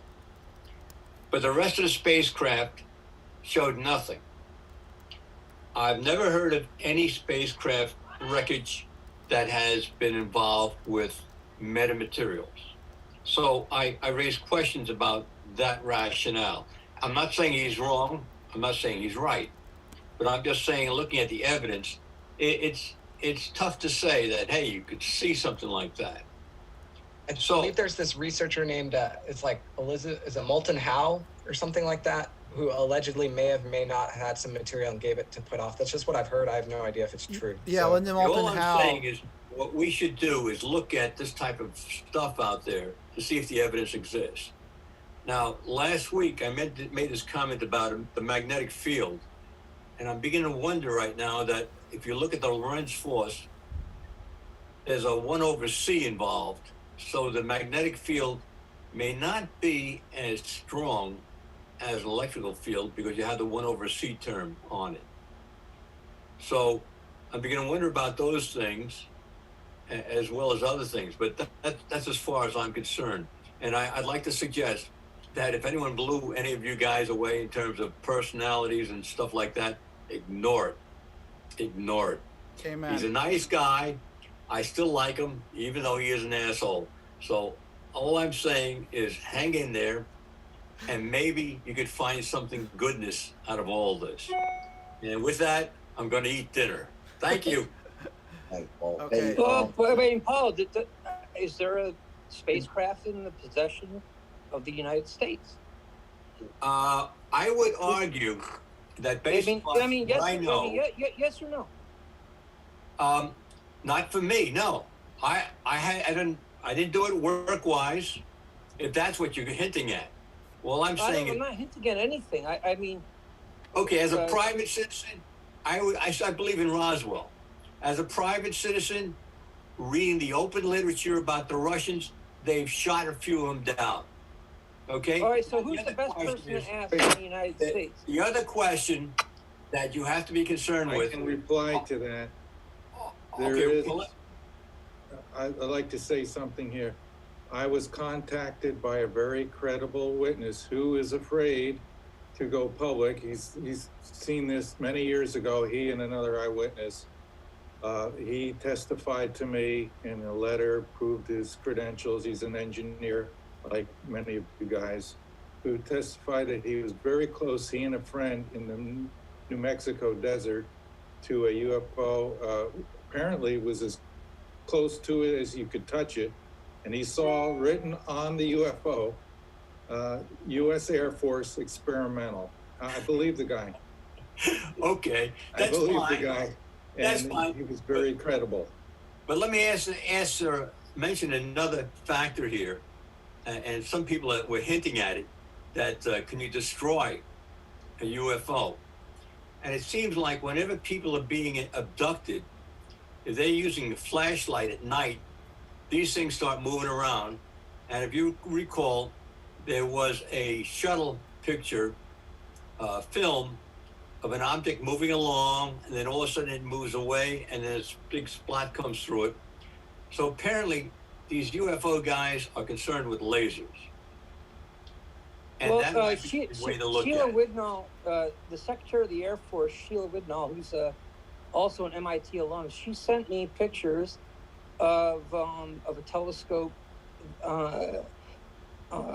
image, a few of them, where, you know, when the Challenger blew up, that there was there was essentially some type of beam that blew it up.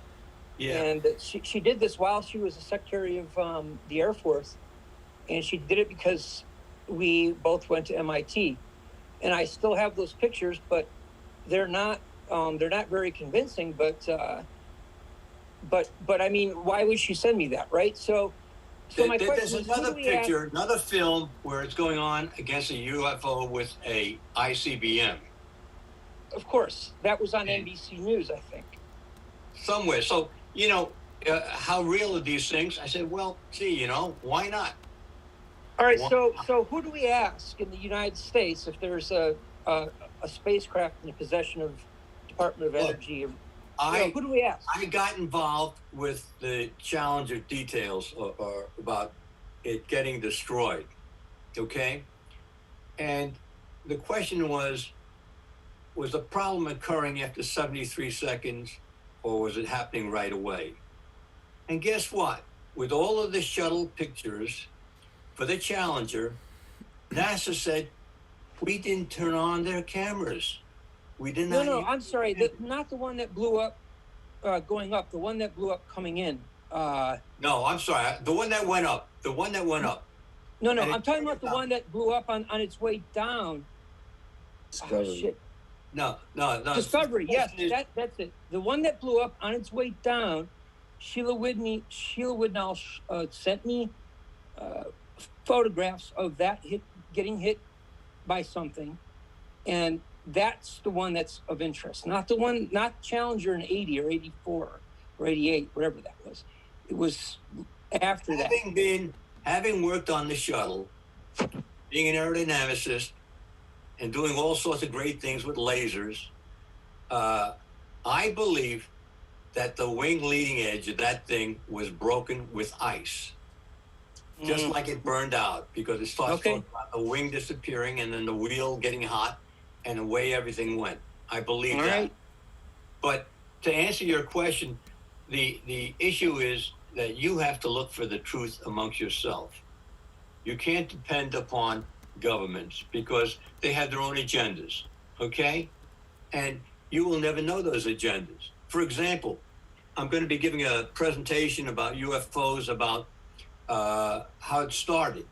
And I'm suggesting that in 1947, Einstein sat down with Oppenheimer and they laid out the rules. And they kept those rules going for over 70 years. And they identified, just like Jack said, we can't do a damn thing about it. We can't chase them.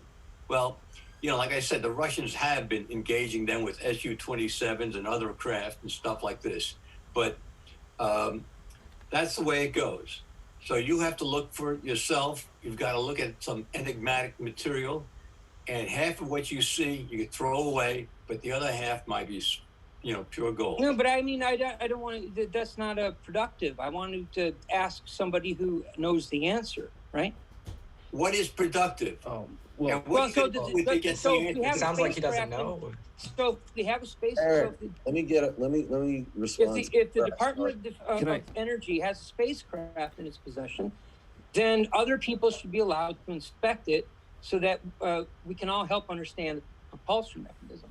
Well, so who do we ask? You heard the argument that if this gets out, we should do a whole separate conference on this because I have a lot that I'd like to present. I think we should let Paul present, and I'd like to present my whole research because I have a ton of research that I've been doing into Roswell. I'm going to be okay. Well, debating on that next week on with Cal Korf and Kevin Randall and some of the with skeptics and other researchers next week and stuff. So let's save all this for like another separate conference and get Okay. back. Yeah, let's do that. So, goodbye. Jeremy, will you email me about this? Just email me and we'll get it on the set that books. up with Paul because I think it will go right in tune with that, and it's separate from we should definitely set that up because this is something that we should hash out within this group and kind of filter through for the actionable intelligence like Eric was saying. Okay. Bye all. Thank you again, sir. Paul, Definitely. Thank you, Paul.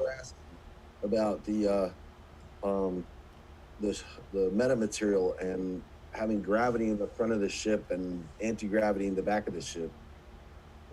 Well, he didn't hear me. Oh, okay. But, Okay. Okay. Well, Todd, thank you. Let me see. So I'm going to try and organize this back up. I'm going to mute. Let me see. I'll mute Mark. So does anybody who has questions next for Todd? I guess that would be the. I still had some comments and questions. Go ahead, David. I'm sorry. Oh, that's fine. So I just wanted to say that the scalar field that is going in that Lorentz gauge thing, I know exactly what's going on, and this is kind of a controversial topic. And the main reason why academia doesn't accept this is because it pokes a hole to the entire idea of gauge invariance, which is an important foundational concept for everything that's going on here. But I don't think the solution is to say that we should throw away gauge invariance, which I've done some work on this and I haven't published on it because it's very subtle and it takes a while to figure out.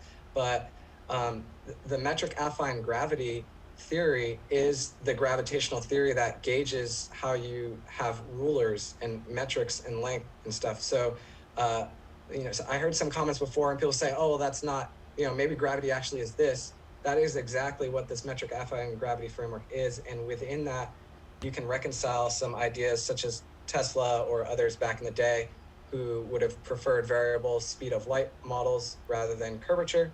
And that might be an interesting perspective to take. But in terms of convincing academia, a lot of work is needed done to go into the complicated math and then make it simpler to see if we can get back to these simple ideas that are kind of being talked about, which is kind of why I think a lot of the heaviside gravity people like it because it's so simple. But so, I think you're on the right track, Todd, in terms of focusing on that potential. But then at the same time, I wouldn't just stop and say, well, like we fully understand gravity from that perspective. So I think in time, there can be this story that will come out where the way we think about gravity kind of unifies the ideas of Tesla and Einstein in a more friendly way, because Tesla was his whole point was saying like space-time is not a thing. It doesn't have properties, right? It's like we're measuring these events, but there's nothing there. The space-time, he's saying there's this ether, this material, and really that's what all of the stuff that I was talking about before is getting back to. So it actually is in that gravitational framework of general relativity, if you refer to it as the most general theory of relativity, because that's what it is. But it's just taking time for quantum gravity people to realize that. And so once all of that occurs, there should be simplified theories that come out that might be helpful. So yeah, as you're doing this research, don't feel like you're completely alone, or don't think you're as radical as you might think you are, because there is a chance that conventional academia could reconcile all of this. I appreciate that. I just wanted to say that I've been working on this for over 30 years. And so I'm 59 and a half, and I've been doing this for a long time, since I started dreaming about this when I read my first book on Einstein when I was 17. So it's a long time coming. And I've tried to get published. I've had several papers published a bunch of them in an old journal called Physics Essays, because that was the only place that would publish me, because I'm not associated with any research organization, or, I've got a Bachelor of Science from UC San Diego, but I'm not affiliated with them, so they won't publish my work. So I decided to bypass all that and go straight to what do I need to make it work? And then once I have something that works, then maybe people will notice. But so that's where I'm at. One thing I'd like to mention though, Jack wouldn't let me finish because his cosine theta idea is wrong, and I can explain why.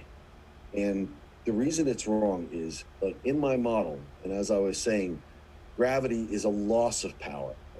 So time dilation and length contraction are, the matter itself is losing power because it's not being excited for those energy levels anymore. And so it collapses in on itself and free falls. Antigravity is the opposite. You're exciting the matter. And exciting the matter, you're doing work on it, just like lifting it to go uphill, lifting it up. You're doing work on the matter, which inflates it. Energy, the matter gets excited, it inflates in size. As the matter volume increases, the energy goes up slower. So the energy density is going down as it inflates. So as like I lift this battery up, its energy density went down. And that's the nature of negative energy density in warp drive and in this equation, is that in a variable speed of light model, the speed of light here is slower than the speed of light here. Same thing. It's the same procedure. It's the same process. And so you don't need a negative energy density that's below zero. You need a negative energy density added to the positive energy density of matter, which makes it less dense.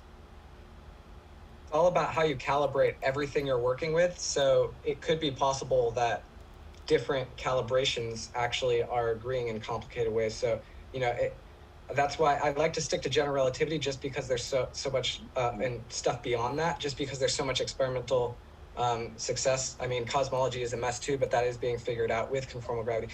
And so, I mean, in terms of other theories of gravity, like, I'm not trying to shut them down or anything like that, but if you're going to use intuition from that, then we need to first make sure that theory is, comparably successful to, can we get the perihelion of Mercury? Can we get all these different things? So, just comments, but if I can jump in, David, I really like that, when you just expressed the framework of using a model, right? And I mean, Todd may be using a slightly different model. I've heard, because I've done a lot of interviews in this area, I've heard probably hundreds of different models. But I think it's always important to remember that we are working within these frameworks, right? Now, whether that's custom built or like Dave is working within general relativity, or there's QM, and each of these models has limitations, and, they've got their own structure to them, And so I think that's one of the things that I've seen is a lot of people run into trouble because they're kind of like, well, this is how it is, this is how it isn't. But then that always kind of relates to the model that you're working with too, right? So. I just want to say that back in the late 1990s, Hal Puthoff and I both developed a concurrent model based on, we called it the polarizable vacuum model. He called it the polarizable vacuum representation of general relativity. And in that original paper, he showed how it agrees with the perihelion of Mercury and time dilation and all the experiments of general relativity that rely on basically the Schwarzschild solution. And I came up with a similar theory. And then I took it one step further because I took it down into quantum mechanics and damping and QED, and showed that when you add a relative damping factor to the equations of QED, you get the polarizable vacuum model exactly. And it's already been shown to match general relativity in all the observable experiments. And we did this back in the late 90s and early 2000s. And Jack now, puts a refractive index in Einstein's equations and, claims he thought of it. But Hal and I were doing this with the refractive index since 1998. And we had the polarization and the magnetization in the TUV tensor, decades ago. And I wrote a paper in 2003, warp drive, propulsion, and Maxwell's equations.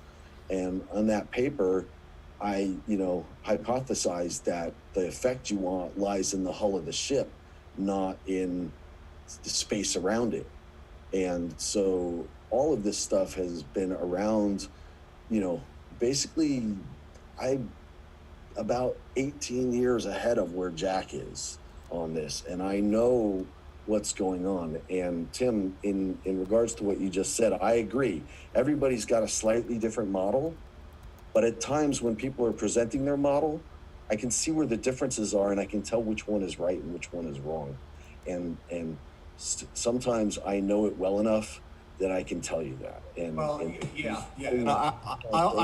won't disagree with that. Although the thing that I do like about models is that I think it helps prevent fistfights, right? So that's always a bright spot. It's much easier to agree to disagree, I think, that way. So, and I am not disagreeing with what you're saying. I'm a born educator, so I like to teach people what's and unfortunately I like to correct errors and fix things, and a lot of people don't appreciate it. But I appreciate that David does and Eric did, and I know you guys do. So I'm I'm happy to be working on this stuff, and I'm happy to be part of this group. Yeah, well, and thank you for presenting. So if it's okay, let's jump over to Mark next. Todd, if you're all set. Yeah, I'm done. Okay, thank you, sir. Thank you, Todd. Thank you again. Okay, so we have a little group called Falcon Space, and this sort of melded into APEC over time. And Jeremy Reyes, Todd DeCiato, and Jeremiah, and also Sean, who's joining us here just on audio, are all part of that group. And I'm going to show you a little presentation, just a whole bunch of pictures, giving a bit of a timeline of how we got to where we are and what exactly it is we did. So starting off, we have, let's see, can you see that now? Yeah, I see a picture. Okay, so this is me and Jeremy. He came down to the lab in February of 2019, and Jeremy, of course, alien scientist, he went on a road trip down to Virginia to to some library in order to do some research on anti-gravity. And I hit him up on the way back, said, "Why don't you stop by the lab, check this out?"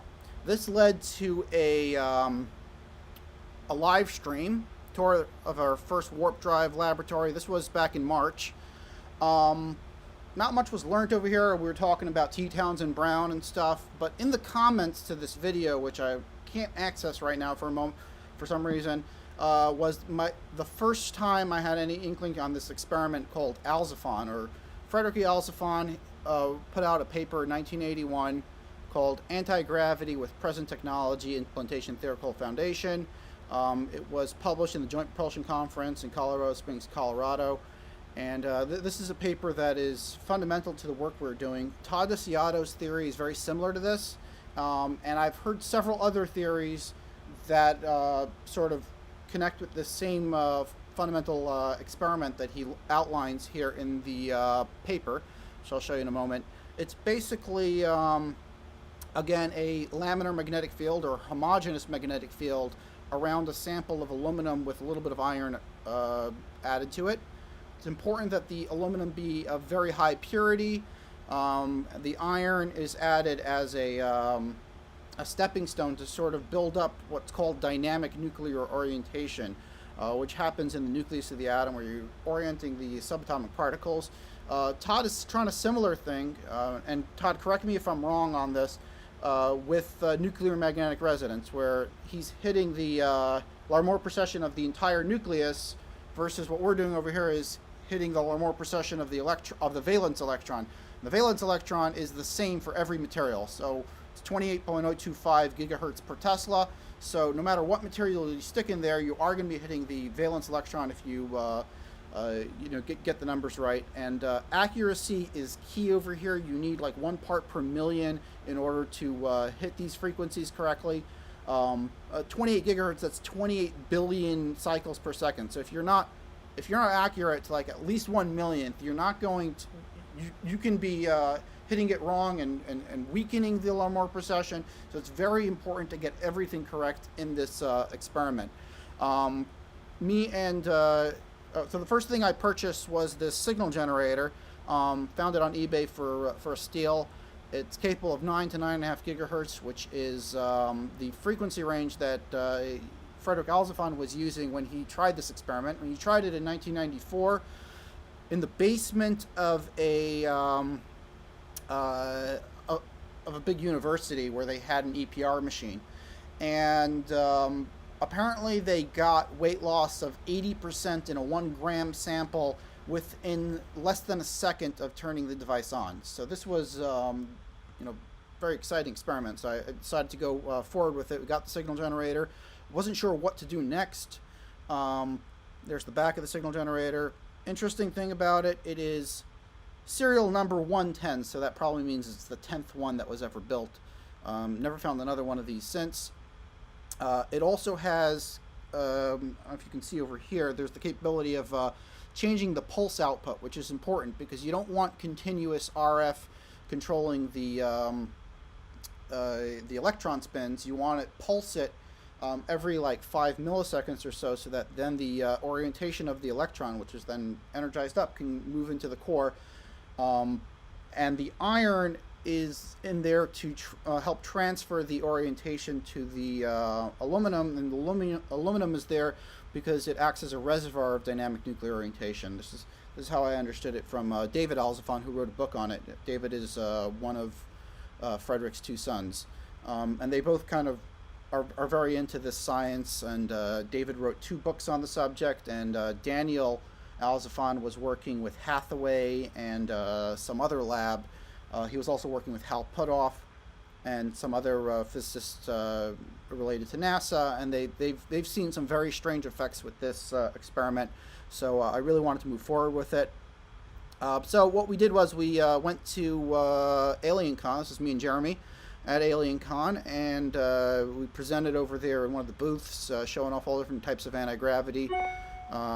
We met a couple very interesting people, including this guy, Carl Miller, who is an RF expert, and he agreed to help us out. He donated some equipment and sent it directly to the lab. This is a RF antenna for that range. It's the X band of microwaves, so it's 8.2 to 12.4 gigahertz, and we're smack in the center of that with 9 to 9.5 gigahertz. There's the other side of it. You can see that is the entire antenna, because gigahertz are really small frequencies. I think the wavelength is somewhere around like that long. You're talking about like 2 inches or so. He also gave us this nice cone, or the waveguide, and some wire as well. And we also got this for making the material, the aluminum iron mixture. Picked this up also on eBay. As you can see, it has 5 9s on it, so it's 99.9999% pure aluminum slugs, and we melted that along with a little bit of iron, and we ended up with these little samples. And this is the force sensor that we used. Jeremy actually recommended that. There's very few scale measurements that graph on a computer that are available online. They're very difficult to find too. So this was a great find. As you can see, it's not shielded in this picture, and we later discovered that was a major problem, because RF does interfere with the crystal inside, that is essentially using the piezoelectric effect to give you a voltage. And so we had to shield the hell out of this thing. And in fact, several layers of shielding went on it at the end in order to get a clean signal. This is the test rig, and here is the electromagnet that we started building. A lot of work went into this electromagnet, and this is the first iteration of it. It's not connected at all. Everything was loose. And then I took it to a local mechanic, and we were welding it together. And yeah, I set this up. Here's the original setups. The red bucket over here is full of salt water because we're worried about just the extra RF in the room, you know, giving us biological damage and whatever. So I filled the bucket full of salt water to act as a load for the microwaves. This is our, pick this up also off of eBay, great deal, goes up to 22 gigahertz, it's a spectrum analyzer, and it can show you the you know, the waveforms and the pulses and everything. It's a really great piece of equipment that we picked up. That's my 2-year-old. He figured out how to turn it on. Oh, next came the well, we needed some sort of amplifier because the signal generator is putting out milliwatts, and we quickly realized that the most of the stuff being sold on eBay, the traveling wave tube amplifiers, are broken. Tubes are broken. So I bought one, and it was broken, ended up returning it, and then I found another one that was pretty cheap, and the guy like didn't even have a way of testing it, and he offered a full refund if it doesn't work. So he sent it over, and sure enough, it didn't work. But here's the exciting part. It didn't even turn on properly, and for an electrical engineer, when something doesn't turn on, you know that it's usually an easy fix, because you know, it could be a fuse, it could be a transistor, it could be something simple. Turns out the problem was in the low voltage side that powered the tube. It wasn't in the tube itself, which is pretty much the entire device. And the most expensive component of this device is the tube. So I was able to fix that by the help of the manual that came with it, and it started working. And you can see it right over here, and that is the traveling wave tube amplifier. It puts out 20 watts.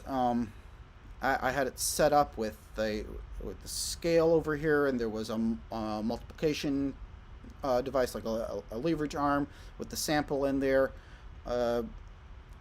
And here we can show you, this was after several hours of experimenting. I found that there was a certain spot where I was getting around 18 or 17% weight loss. I'll just show you this briefly. It's around a 30-second video. Let's go back to 892. You can see the weight loss over here on the laptop. And I'm changing the frequencies very slightly. All the fans you hear are from the cooling of the tube. And here I'm turning on the what was that? The attenuator. That's basically to shut off the power. And put it back down to 0, and we can see some sort of weight loss was happening in the sample. Again, this is close to the noise field, so we really wanted to take it to the next level. But we did see some promising results with this experiment, so we wanted to move forward. This is kind of what we really need. This is a proper EPR setup, or you can use this for NMR as well. And I actually found one used out in California that we're looking at picking up. These things weigh a ton, or several tons actually. So the magnet we have right now has a cross section of homogeneous field that is probably around 1 inch and 1 inch by half an inch. We need something a little bit bigger to get a larger sample in there. Also, something that was brought up by Tanya, who's here as well, is that having a horn antenna like we had in that setup and bombarding it from the side is really wasting most of your potential RF energy, and you know, it's not going into the sample. You're getting, you know, less than 1% going into your sample. So what you really need is a tuned cavity, like meaning it's all encapsulated. You have holes for you know, string to hold it up to measure any weight loss, and that's something that we're moving on to next. The tuned cavity needs very accurate, you need to be able to move the parts in and out so that you know when it's tuned, and you need a reverse power meter to know when it's tuned, but that is all in the next iteration of the experiment. So what happened next was we were going to make some samples. These are, we decided if we're going to do dynamic nuclear orientation, let's just try a whole bunch of samples. You mentioned David mentioned earlier, Linton Moulton Howe's sample that had bismuth, magnesium, and I think it was tin or something like that, layered. So we have over here the bismuth, magnesium. We did it with iron as well, because according to the theory, iron acts as a catalyst to bring the dynamic nuclear orientation to other materials that aren't so ferro. And we are encapsulating them inside of epoxy. These are all the different iterations that we made, different mixtures of iron, aluminum, niobium, bismuth, bismuth trioxide, vanadium, copper, nickel, silver, tin, and magnesium. And we did 28 different samples. Jeremiah came down to the lab. He was helping me with Falcon Hybrid, which is the hybrid battery business. And at night, we were working on the anti-gravity stuff. These are all the samples. We made them in little tin cups, and cups, and we put them inside a vacuum chamber to remove all of the bubbles, get nice, clean samples. And we started setting up. You can see over here, Jeremiah's working with the setup. This is an isolator, what he has in his right hand. Isolator is like a one-way valve, like a diode in RF. This is the attenuator, and this is the horn antenna. And again, we're just putting the setup together.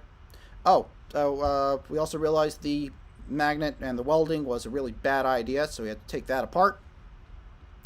And the next thing we did was try to smooth out the top of the the center iron cores. And we didn't really have much tools in the shop at that time, and we got a little creative. This is Jeremiah's idea. Let me show you exactly what we did. Bet y'all never thought Elzaphan would look like this. We ended up rounding out the core pieces because the field laminarity was an issue, and they're looking good now. Okay, yep. So that was how we did that, and we finally had an entire test setup. This was like cutting it close. He was about to fly back the next night, the next morning actually, and we were up late working on it. You can see over here we got rid of that huge cone because it was dispersing the energy way too much. We want to concentrate the energy as much as possible. So I found this other cone on eBay and stuck it on. It's supposed to work for the X-band frequency. And here's the setup from the other side. You can see this is a Yagi antenna that's also for the same range, and it's attached to the spectrum analyzer over here, so we can see what's actually coming out the other side, make sure the pulses are correct.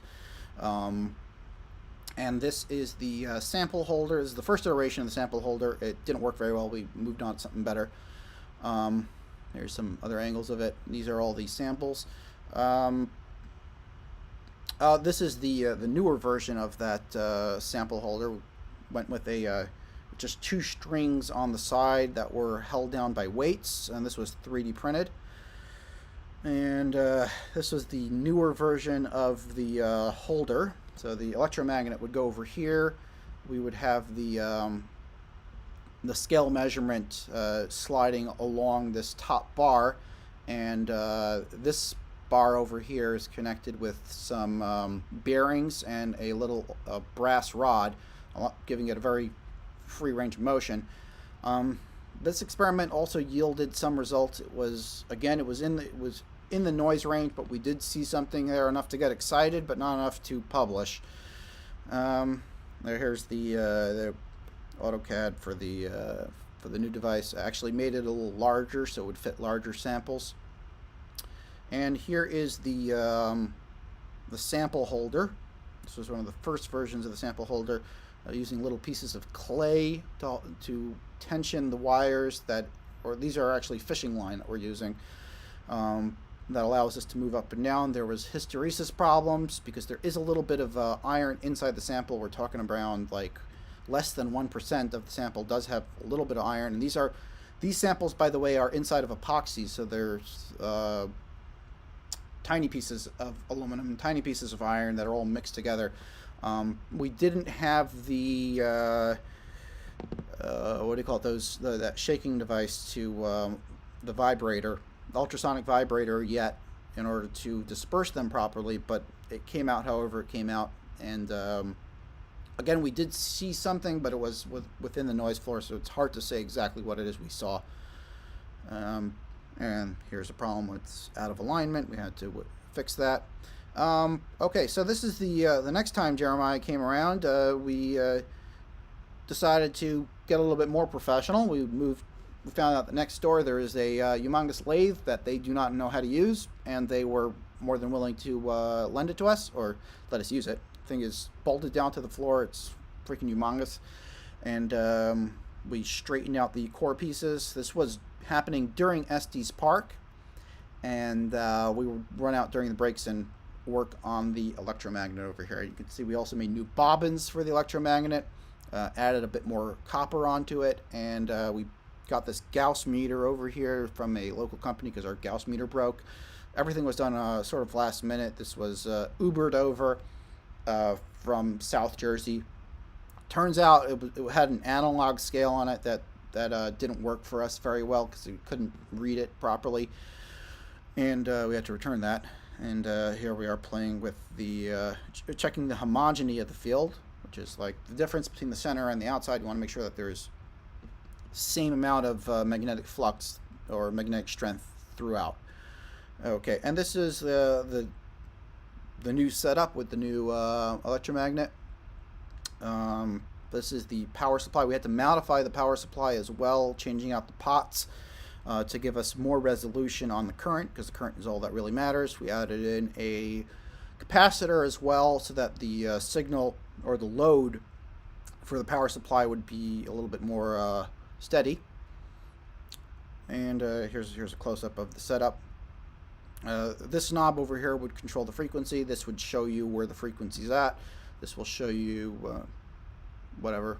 This will show you basically how much current is going into it. But we realized that there wasn't enough digits on the current to really show you exactly, how steady this power supply was. So we added another shunt in, like custom-made shunt, and connected it up with this Fluke voltmeter, and that was down in the millivolts, and it showed us that the power supply was putting out a pretty steady power, and that is extremely important.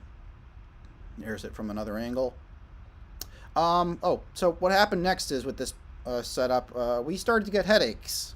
20 watts of RF X-band gives you a headache, and that was not comfortable at all. So we decided to finish building our Faraday cage, and Jeremy's over here putting in the floor for the Faraday cage. We have an 8-foot grounding rod in the center, and that's how we sprawled out the wire.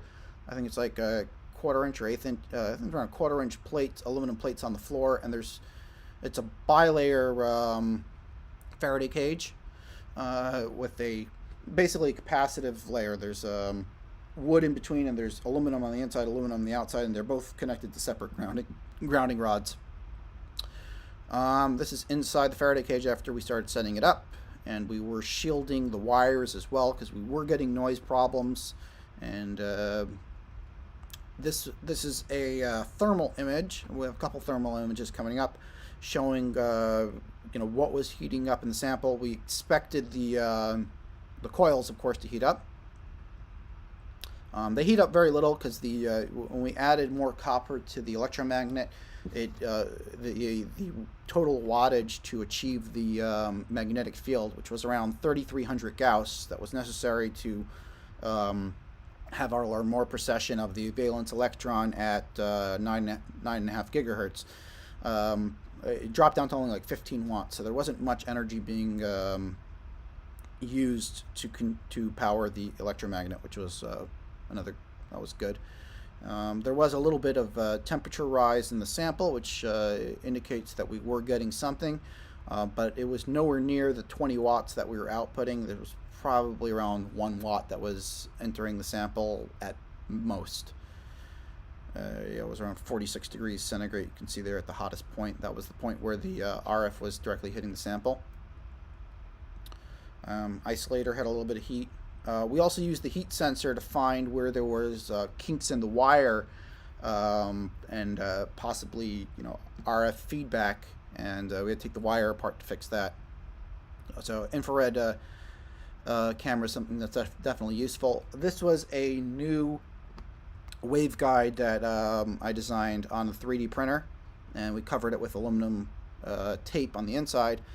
That is to concentrate the energy more directly into the sample. Over here we had a bilayer of aluminum that was protecting the scale from the RF energy, and then there's several layers of shielding on the scale, because the scale kept on interacting with the RF in this chamber, because RF is bouncing all over the place in here. And again, there's a bucket of salt water over here to try to absorb most of it. Had some really interesting wave patterns when we turn this thing on. Move anything ever so slightly, like a tenth of a degree, and everything changes. It's like super sensitive with this setup, and you can see it from another angle. Jeremy named this the EPR NMR laminar spintronic alignment rig. That was our electromagnet. We still have this set up inside the Faraday cage. Okay, this is the equipment. We had an oscilloscope hooked up to the signal generator, so we can see the pulse waves, pulse of on and off, and it's supposed to be at 5 milliseconds. So we had to hook that up to confirm that as well. And this was the final setup. Again, we have the shunt resistor over here to read our current. Current now is way down. It's around 3 amps and 4 amps and 4 volts at around like 15-16 watts total. And we were measuring our millivolts over here as well. And we got the paper. This is a spy cam, so we're able to see if anything was moving inside the chamber. From a camera coming in, and it's all going in through the wall over here. There's these holes in the wall where we're able to stick all of our probes and our power into the chamber. We did see some results here as well. We got really excited one night when we saw like 50% weight loss, but that turned out to be noise from RF. Then we had to shield it even better. But again, there is a possibility that what Alzafon saw over there was a noise from his microwave setup. So that's something to look into. This was about the limit of what we can do with the 20-watt system without going to the chamber idea that Tanya talked about. Next thing that happened was Jeremy Riss was searching on Craigslist, and he found this lab that was going out of business. And he started sending me pictures of all the shit they had over there for sale. And he sent a picture of this. It was a 5,000 volt power supply at 0.5 amp. And I don't know if any of you know this, but to find a power supply like this is pretty darn hard. I've never seen one before. And right away what I thought was, get that piece, we need it. We're going to use it for power a Klystron. So they gave it to him at below scrap value. I think he paid like $50 for it. But the thing weighs like 200 pounds. It's fucking awesome. He brought it down here to the lab, and sure enough, it was broken. So we had to fix that as well. It was actually the safety features. There's tons of like safety devices on here, so we had to remove all that shit and just make it run direct off this big variable turning thing. It looks almost like a safe. There was like mice nesting in it, and there was a whole bunch of it was just terrible, man. It was everything in that shop was covered in mouse urine and mouse crap, and like we had to clean the whole thing out. It was pretty bad. But yeah, we cleaned it up, man. We reversed the rectifier direction, and so we could have the inverted output polarity correct. The Klystron needs a floating high voltage negative cathode, so it was not configured for that exact application. But hey, it does jack out almost 2.5 kilowatts at peak, so not bad. Yeah, this thing is a beast. It actually running it here in the second lab, which is far away from our input power for the building. We were blowing fuses when we were powering this thing up, so it really is a beast. It takes a lot of energy, and it's something that can power a Klystron. And there were tons of Klystrons on eBay, so we picked one up. This one was around $300. It goes up to 3,500 watts, which is more than our power supply can supply. So whatever, we got it. It's in the C band.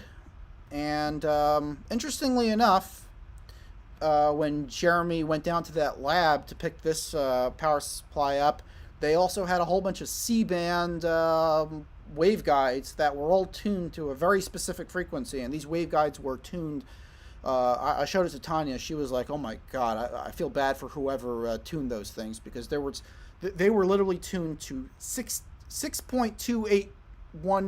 You know, way down. It had like 5 digits of the tuned frequency that can go into it, meaning that any frequency above or below will be pulled out.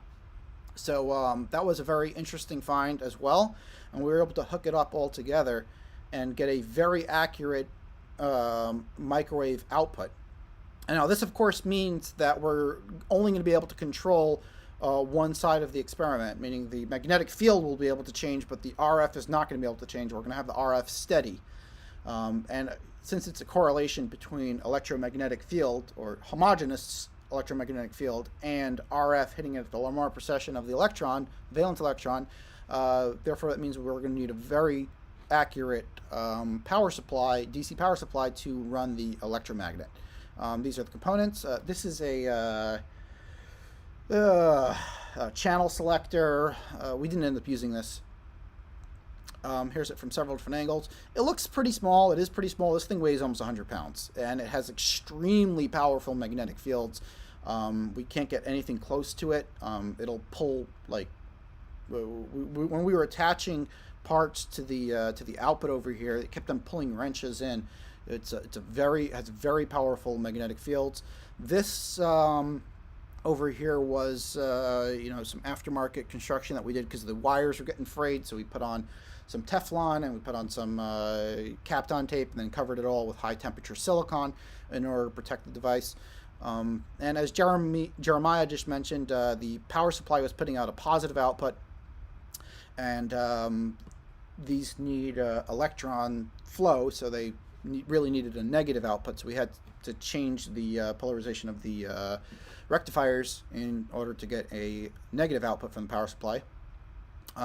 This is what it's rated for, 8.3 kilovolts DC at 1.07 amps, so we're talking like 8,500 watts is supposed to be going into this thing to run it at peak power. That's a crazy amount of energy. Okay, there's some more pictures, and these are all the channels that are available.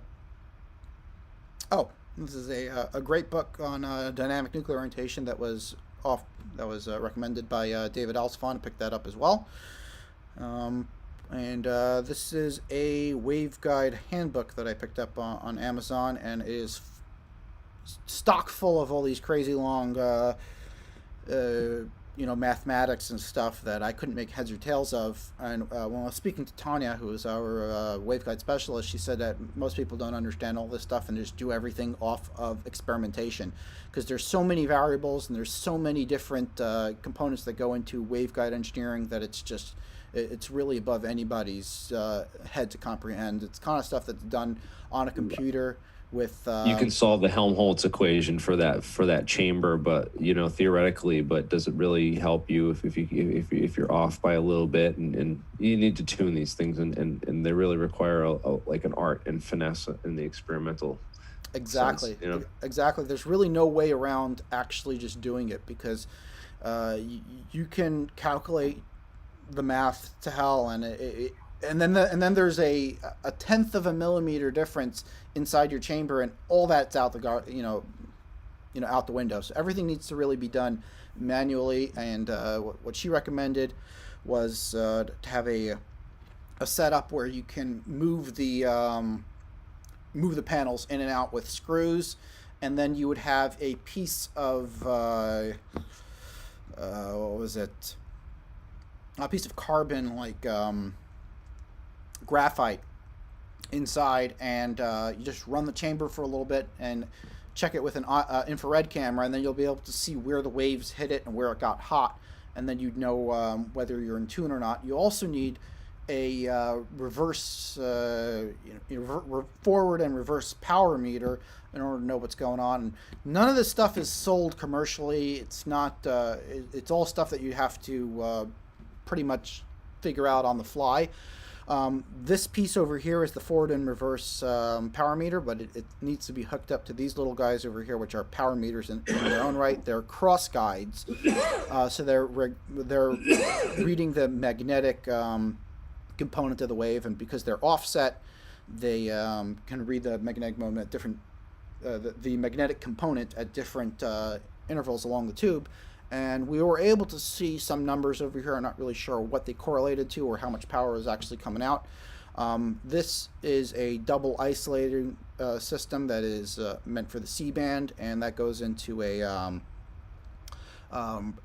input antenna that then went to a massive, what do you call it? It went into a massive attenuator that was rated for like 50 watts or something like that, into our signal analyzer. The last thing we want to do is blow up our signal analyzer. It can only accept 1 watt.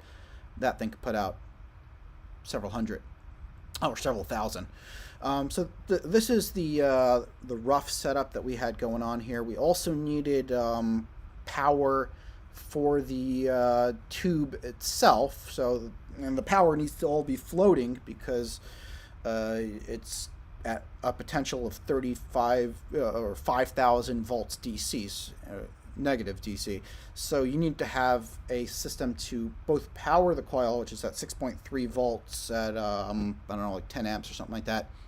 And of course that was done with an RC battery, like a little lithium battery, and it's floating on a piece of PVC to shield it. And we have 2 buck converters that provided the power for the tube. And we can see this from a couple different angles. Here's Jeremy and Jeremiah at the lab.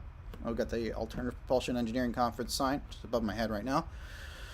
And yeah, here's the whole setup. Oh, also, I plan on using these capacitors over here. These are 10,000 volt capacitors. We're going to put them all in parallel. That's how they're wired up right over here. And we're going to attach them to the output of the power supply. And what that's going to do is when there's pulse, when we're running the final experiment after we get all the tuned waveguides set up, this will give us a little extra power because we'll be able to pulse it. It's going to drain the voltage and go back and forth, and we'll be able to get a little bit more than 2,500 watts available from this power supply, and bump it up a little bit.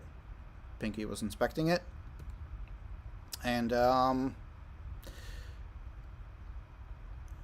let's see what else we have here. Yeah, this is a side view of the entire experiment. Oh, okay. Yeah, so then here's the power supply. So this is basically the entire experiment. Over here you can see it actually running. This is not the experiment. This is just testing the components because we're missing some components. And this experiment by far is one of the hardest experiments we've ever tried. If we were ever to get successful results, none of these components would be used in an actual craft.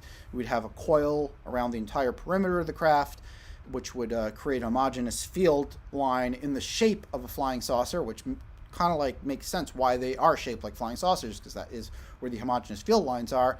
And then we'd probably radiate the microwaves from the outside or inside the skin of the craft somehow. There's many different ways to do this. Another idea that we've looked at was the ARV, or the Alien Reproduction Vehicle. This was brought up by Mark McCandlish. There's a lot of speculation about it, whether it's a real thing or not, but this was shown to Frederick Alzafon, the inventor of this experiment. And he looked at it for a second. He said, okay, what's probably going on here is this is another way to create dynamic nuclear orientation. What's happening is the coil on the outside, this red coil over here, is being pulsed by these massive capacitors in the base, and alongside with the aluminum flywheel spinning, it creates dynamic nuclear orientation, which is contagious, by the way. It's not just like, we're not just making the flywheel weightless. We're making everything that surrounds it weightless as well. Think of it like electromagnetism. You have a magnet, and it magnetizes everything that's around it. What this is more like nuclear magnetism, where you're orienting the core of the atom, and that effect is also contagious. It also goes to everything that surrounds it, and therefore there's some other propulsion device in the craft that allows it to fly. So this whole thing is all about inertial mass cancellation or gravity shielding. Two different ways of looking at it. It's possibly either inertial mass cancellation or gravity shielding. Both of them are not really mutually exclusive, because you could run the experiment and see weight loss and say, oh, it's gravity shielding, or you could say it's inertial mass cancellation, but there is no experiment that can really differentiate between the two because of the mass, gravity mass equivalence. So there's just two different ways of looking at the same experiment. And I've actually been contacted by lots of people about this experiment with all different theories about why it would work. It seems like everyone wants to throw in their hat on the theory side of why this experiment would work. But Todd DeCiato and Wayne Ojala, who has a channel on YouTube called Fail Forward Research, definitely check him out, are the only people I know of, other than Hathaway, who's no longer working on this, who are actively working on these experiments. And we all communicate continuously, night and day, about the latest progress and what it is we're working on. So we called this experiment, Wayne came up with the name Easy Alzaphon, because it's a much easier way to do it. And here's a picture of that craft, or something similar to it, that was pictured by some pilot, so it's possible there was really a craft like this. Now, so for Easy Alzaphon, we need a aluminum disc spinning. So I went down to the Metalworks shop here in New Jersey, and we picked up some aluminum. And when choosing the aluminum, they asked me, what grade do you want? So I was like, okay, what's available? And started scrolling through it, and there was this one aluminum called 5052 aluminum, and if you check online, it has I think it was like 96-97% aluminum, and then there's magnesium, and then there's iron. And magnesium and aluminum have very similar properties in terms of acting as a reservoir for dynamic nuclear orientation, per Frederick Alzaphon, so they can be used interchangeably.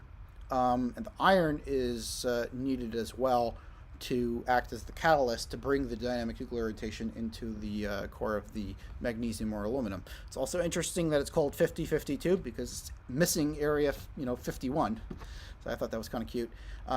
We picked this up. They were balanced as well, and I'm here in their metal shop making sure that it was balanced properly, and it sure was. We spun it up to very high speed. Next thing we did was make a coil for this experiment. Here it is. I used that as a bobbin. Didn't work that great. I mean, the wires are a bit of a mess, and it was a lot of work. And I've determined that in the future, if I'm making any more coils, it's a two-man job at the minimum, because you can't really do this on your own. You need somebody to hold the wire. You need somebody to do that. It's a lot of work to make these coils properly. There's some more pictures. That's the spool of 300 pounds of wire that we have here in the lab. That's how we unspooled it. And there's all the disc sizes. I promised Todd one of these if he wants to try the Easy Alzaphon version of it. And here is the setup. It's actually right behind me if anyone wants to see it. We did try it 2 weeks ago with just a DC field on the magnet. There was some results, but it might have been air currents, so I wouldn't say anything is positive. But we then wanted to try with the pulsed magnetic field, and Jeremiah recommended we use the high voltage capacitors, which I have over here as well, right behind me, to pulse the magnetic field inside the coil. And when I set that up, the high voltage was jumping in between the coil wires, meaning that it wasn't actually making it all the way through the coil. It was shorting to itself. Sparks were going everywhere. There was breakdown of the insulation, and now the picture's not in order. We pretty much determined that the proper way to do it would look something more like this, where the wires are encapsulated in a very strong dielectric. In this case, they claim that they used glass. We're thinking of using epoxy because that's what we have available. And epoxy and glass have similar dielectric parameters. And in order to do that properly, we need to get a proper bobbin. We need a separator. Jeremiah recommended we use fiberglass in between each layer of coil, and we need a vacuum chamber that can then suck out all of the air bubbles. So that meant we needed to get a larger vacuum chamber, and I'm just going to bring the laptop around over here, and I'm going to stop the screen share so you can all see what it is I'm talking about. Okay. So we got this vacuum chamber over here. It's quite a bit bigger.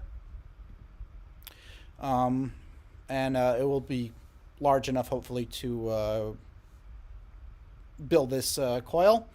This is the fiberglass. And we're just waiting on the bobbin materials that are coming in. It's a big PVC pipe. We're going to have to put some separators on either side of it in order to build this coil. It's going to be like a 2 or 3 man job. And once we get that going, we'll be able to take the experiment to the next level. Over here we have the capacitors I was telling you about earlier. These are the ones that we were using for the pulsed version. We also have 2 rectifier tubes that we're using for isolation, because we're going to be pumping energy into the capacitors via our high voltage power supply, but we don't want the when it goes into the sinusoidal phase, when it goes into positive, because it's a negative output. When it goes into positive, we don't want that feeding back into our power supply and blowing it up. So that was kind of important that we have isolation there as well. We also threw in a row of resistors. And this is the current setup we have over here. I'm not going to run it right now, but that's how far we got with the Alzafon experiment. Any questions?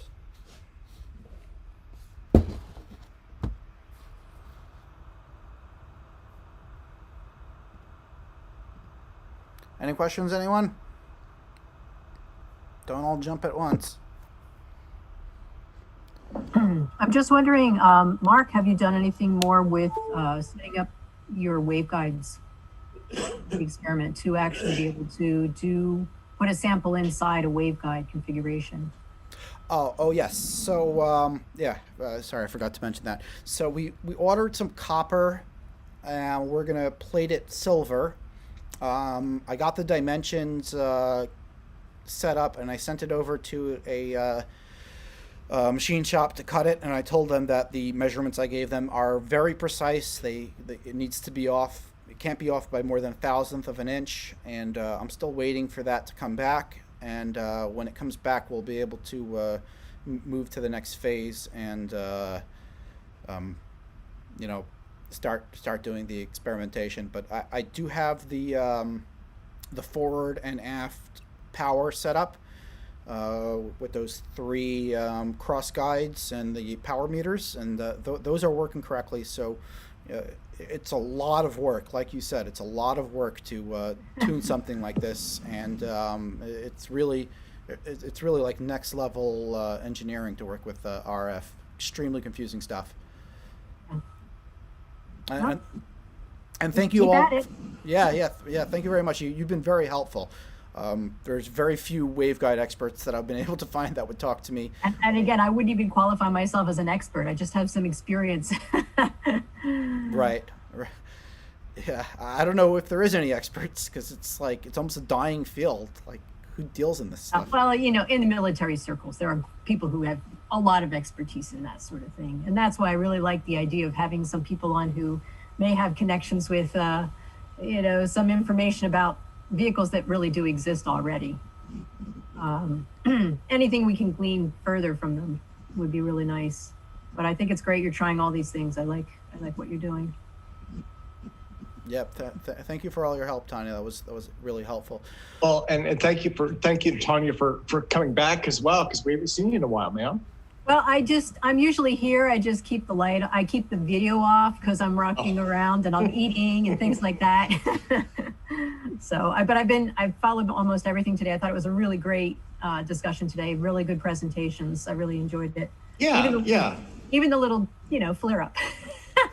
Well, I was really excited to have David present. I mean, it was just that was just like a tour de force, Now the math, admittedly, you're way beyond me on that, but I really appreciated David's presentation too. I actually started out in gravitational physics in my senior year of undergraduate. That was my planned course, was to go and do Kaluza-Klein theory, actually, the higher dimensional space-time idea, but I wound up going into experimental physics instead. So yeah, I really appreciate all the mind work that has to go into studying so many different theories, and so that's quite interesting. There's definitely a lot of that, but I found, and Jeremiah has noticed this as well, and so has Tim, that there's many different experiments that have been tried with claimed positive results that all come back to this dynamic nuclear orientation theory, like spinning superconducting disks. Like, what is that doing on the nuclear level? Is orientation happening there? If you add a magnetic field, maybe there is. You know, it all really comes back to the same experiment, which is something that a PhD physicist had written a paper on, peer-reviewed, claimed later on that it worked. So I think that's something to start with. Yeah, and I'm based on my experience, just reviewing experiments, and again, David touched on this. If I was going to say what does it come back to, I would say rotation. Now that could come back to the NMR thing, but I'm a little bit more general. I'm saying that the rotating, what I've seen is rotating magnetic fields. You know, when you get these positive results, it seems like that is kind of one of the things that pops back up again, you know. And again, I think David was saying that torsion was embedded in a lot of these other theories, and that was kind of what intrigued me with it, is this aspect of rotation. So now, again, that could be NMR, it could be related to it, could be the same underlying mechanism, you know, but for me, that's kind of the piece, so. That's why it's really interesting about the magnetic energy converters. When you start to get into these energy devices, it's those rotating magnetic fields, and there's always a component that makes them seem less, less mass. There's weightlessness that comes along with those technologies. So that's something that I've been interested in for a while. I don't fully understand it, but I guess the first speaker was touching upon that too.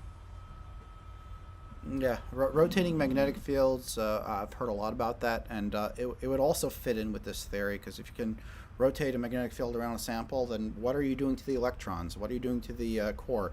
Is there orientation happening because the spins are aligning or something like that?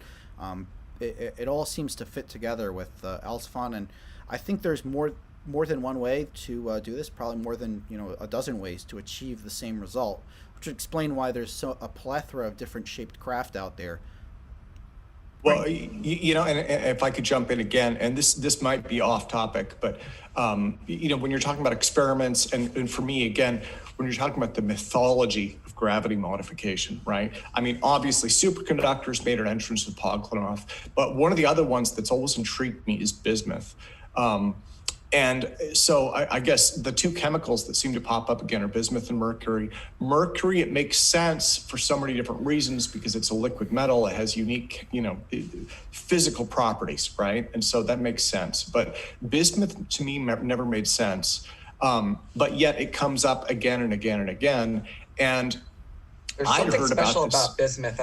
It has some property I can't think of what it is. It's mildly diamagnetic. But what's also interesting was, let me see, I'm trying to think of some of the different things I've heard. I met someone who did experiments with it, and they said something about the E field when they were running current through it. The E field propagated strangely. It was like, they said the E field didn't propagate like it did with other metals. They were doing conductivity testing.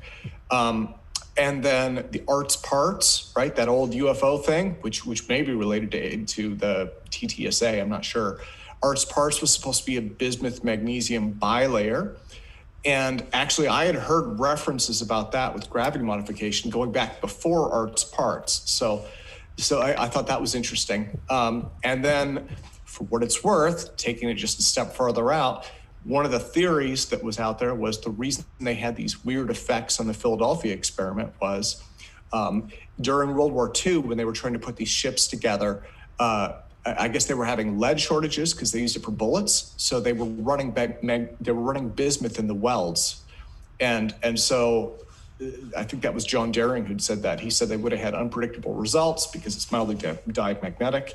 And he said not all mildly. the whole welds. It's the most naturally diamagnetic material out there. Yeah. Okay. Well, there you go. Now, I don't necessarily know if the diamagnetism itself is what does it. I don't think so. But it maybe has that's a high spin too. It has a 9/2 spin ratio. Very few materials have that. It's intriguing, isn't it, though? I mean, Also, again, for me, I'm just seeing a pattern in the mythology. That's all. Yeah, there's a lot of mythology about bismuth. Also, something interesting about bismuth is it's kind of rare, and it's super cheap. Like, you can buy a pound of bismuth for around $3-4. That's because the only known use for bismuth is Pepto-Bismol, which is like for upset stomachs. If we could find any usage for bismuth in anti-gravity spacecraft, buy bismuth, because it'll become more valuable than gold. Actually, if I could jump in really quick, rather than try and refine Pepto-Bismol, which I'm sure would be a nightmare, it would be interesting, but painful, I'm sure. You can get, I believe, pure bismuth in lead-free deer shot or buckshot for shotguns. That's what they use instead of lead. You can buy that and melt it down. Yeah, there is no need. We've got plenty of bismuth. This is from Mark's private collection of bismuth. Of course, but this is only a tiny sample of it. I mean, he's got about 3 times this weight. And this thing is freaking heavy.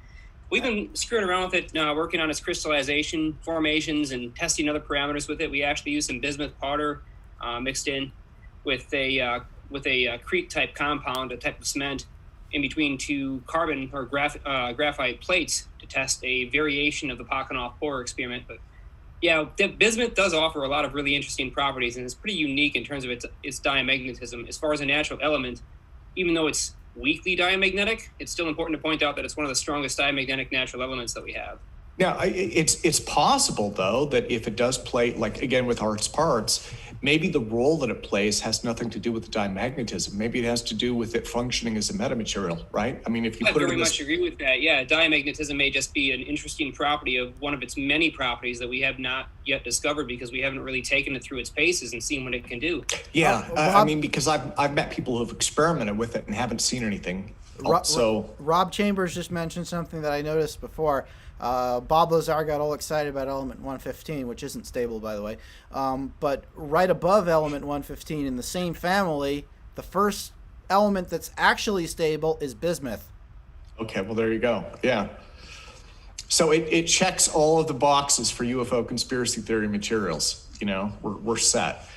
Now, whether or not it actually does anything is another story. But as far as mythology goes, it's the Holy Grail. Right. Another thing that I didn't touch on yet was the this was my take on the Alzheimer's experiment, of like the theory behind it, and I'll get into David and Frederick's Alzheimer's theory after that. Basically, this is something that I asked Jack Sarfati before. He didn't have an answer for it. He said that it's impossible to get rid of inertial mass. So I had asked him, where does inertial mass come from in the first place? Answer that, and then you can tell me that it's impossible or possible, or equivalence principle. Well, there is an equivalence principle with gravity. We know that, but let's say let's look at the core of an atom. That's where all the mass is stored. So what's in the core of an atom is a whole bunch of electromagnetic fields that are spun in on themselves. That's what protons and neutrons are. So what do you have? What happens when you have these fields that are, electromagnetic fields that are spinning on themselves? You basically have gyroscopes, or complex gyroscopes. It's not just one spin. There might be a spiral and then coming back. There can be all different variations of what's actually happening there. But ultimately, they're spinning. And the second law of thermodynamics states that everything is going to a state of higher and higher entropy. More and more complex, variations, randomness. So I would assume that in the core of an atom, you probably have lots of random spins going on around. So if you were to, take a baseball, for instance, and you throw it, the inertial mass, the inertial thrust that you're giving that baseball can be converted into energizing or slowing down the subatomic spins in the cores of all those atoms inside that baseball, and that's where the energy is being stored. So if the and because there's so many random spins going on in the core, therefore the inertial mass will be equivalent in all directions. But if you are able to orient the subatomic particles in the core of the atom, then along its plane and axes, the craft will be essentially weightless. But only along its plane and axis, which explains why flying saucers were seen to like slowly tilt and then they shoot off along the axis, or they can fly very rapidly along their plane. It seems to correlate with this theory. And you basically, by orienting all the subatomic particles in the core in the craft and its surrounding objects, you'd also make surrounding things weightless as well.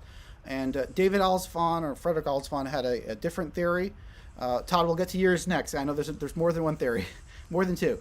And he said that gravity is also coming from the core of the atom, and we know that there's randomness over there in the core of the atom. So if the field is, the gravitic field is emanating from the core of the atom, and the core of the atom is random, or the spins are random, so you'd expect the gravitic field to be, completely random and incoherent. By creating coherent matter, which is what we're doing, we're getting all the spins aligned, gravity will then have to do work on the craft in order to make it incoherent, in order to attach to it, in order to react with it, and that essentially cools down the gravitic field. Also, and it's important to note, this effect is not immediate. It's a build-up effect, and over time you slowly build up the dynamic nuclear orientation of the craft to a point where you're losing more and more weight or inertial mass, and then you're able to use a secondary system such as light, or there's M-drive, and there's a lot of other potential methods to actually create the thrust that's needed. But if you only weigh 1% or less of the weight of the craft, the thrust necessary is negligible. Todd, you were going to say something? Hector might be. He had a bunch of comments about bismuth. I don't know if you're open to that or not, but Hector is pounding them out in chat right now. I was just going to mention in terms of origin of mass that, it's related to superconductivity because we don't understand the mass of the Cooper pair. So you get two electrons that pair up, and there's this additional mass that is acquired, and no one understands that. So you could say it could be related to what's going on for inertial mass, like how, the question that was asked to Jack, how does that come about? And basically through the conformal gravity, it's related to like holography as well. Randall Mills had his soap bubble thing. You could say that there's like some things stored on the boundary of that soap bubble and say it's a hologram, right? So this origin of mass thing will relate to superconductivity, and it's about understanding how basically it's like a phase transition of the quantum vacuum itself. So someone's got to figure that out at some point. And at really high energies, mass doesn't matter. So effectively, it gets to a point at really high energies, everything's massless anyways. It doesn't matter. And so that's effectively a different phase. And when you cool down from that, and in the early universe, as you start expanding, eventually there's a phase transition that occurs, and particles acquire mass, just like the Higgs mechanism in electroweak theory. And there's a gravitational Higgs mechanism that is very interesting, and people are just starting to figure out in academia maybe how that connects to visible reality. So once that happens and people figure it out and really connect it to superconductivity, that could help. But who knows, that could be 5 years away or 100 years away, or 50 years in the past. Yeah. That as well. There's a lot on the internet. I think most problems have already been solved. It's about putting it all together. Amen to that. Yeah, and a lot of digging. Well, Mark, yes. When you have a bunch of spinning charged particles, all compacted into a nucleus or a matter, and you accelerate that matter, according to Lamour's power equation, the amount of power radiated has to go up. Well, that energy has to come from somewhere. Well, it comes from the work you're doing to accelerate it. And so that power being radiated away, that is the dissipation that I'm talking about, that Jack's talking about, that I'm talking about damping in my model. But It's that when you try to accelerate matter, you excite it, and the Larmor precession frequency goes up, and it radiates more power. And it's the same as what I was saying before to David, is when you lift something in a gravitational field, you're exciting the particles, their acceleration goes up, the Larmor frequency goes up, you're opposing time dilation, and you have to do work to give it that energy to do that. And so that is the same. Gravitational mass and inertial mass are the same thing. And that's how it works. Now, to nullify the weight in this model, you have to have a pump. So you use the magnetic field to pump the frequency up to a very high Larmor frequency, and then let it free fall in whatever direction you're directing that gradient in the magnetic field. If you direct the gradient upwards, you'll free fall up. And it's the same as being massless. Okay. Another thing I just want to explain to everyone, what we're talking about by Larmor frequency is the precession of the precession of the axes. You know, like Earth has an axis, it's 23 degrees off, the sun's axis, and it rotates around itself every like 25,000 years or so. What they call it the precession of the equinoxes. So that is what we're talking about with Larmor precession. Also, there's a lot of different Larmor precessions because you can precess the core of the atom. If you're precessing the core of the atom, it depends which atom you're talking about. If you're or molecule, you know, Todd is working with water, deionized water. It has a different Larmor precession of the nucleus than, let's say, bismuth. Or there's a chart. And also for the unpaired electron, or for the valence electrons, it's all the same. It's 28.025 gigahertz per Tesla. But if you wanted to go for a different row of electrons as you get closer to the core, the frequencies change. I believe they go up. And there's a lot of different Larmor precessions that we can hit. Todd is working in the megahertz range, which directly interacts with the core. And I'm working in the gigahertz range, which works with the electrons, which then interact with the core through hyperfine coupling. So there's many different methods of trying it, and there's also the one where you're not using any RF at all, you're just spinning it around, which is easy alzaphon, that's what we call it. And that method is probably a lot cheaper to replicate if anyone wanted to try it, but it's there's a lot of problems of having a craft with a huge spinning disc in it, which we don't really have to get into. Obviously, the craft will spin in the opposite direction, and you'd have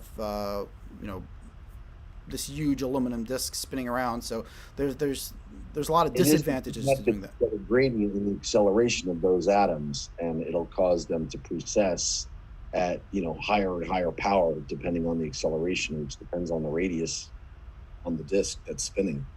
So it's a cool experiment. I'm anxious to see how it works out. If you want any of these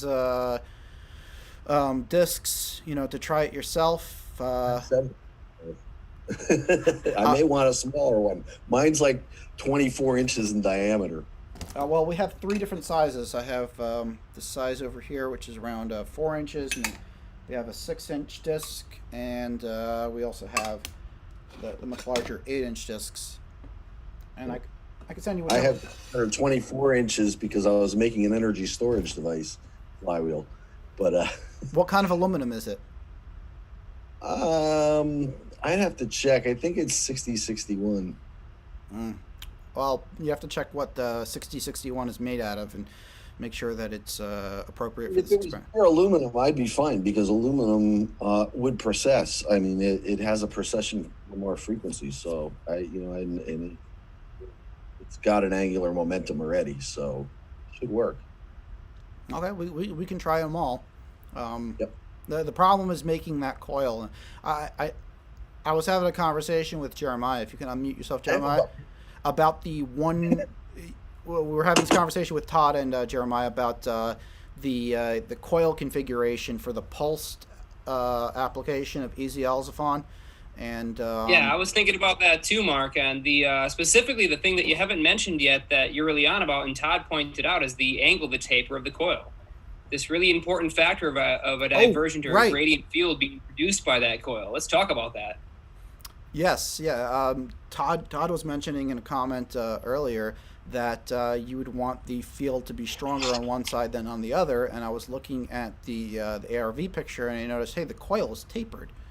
Would that, would that produce that effect? And Todd was like, yeah, it probably would. Another way to do it is to offset it. But if you had a tapered coil, exactly as is shown in the ARV picture, it should produce some sort of effect, and that is how we plan on doing the next coil when I get all the components in, and we'll build that coil. It should look really nice. Yeah, and having a loop have a strong magnetic field gradient because the field drops off like 1/z cubed. So so it'll have a very strong gradient above the coil, which is what you want. Yeah, it'll be interesting, Todd, to see your results too, because you're going to be able to test that gradient field in a more specific and refined way. So that will actually give us valuable data to assess engineering futures. Robert O'Keefe wrote that he assumed that off-world technology would not have the same periodic chart. I would disagree with that. I think the only common denominator of our entire universe is our periodic chart, but they would have different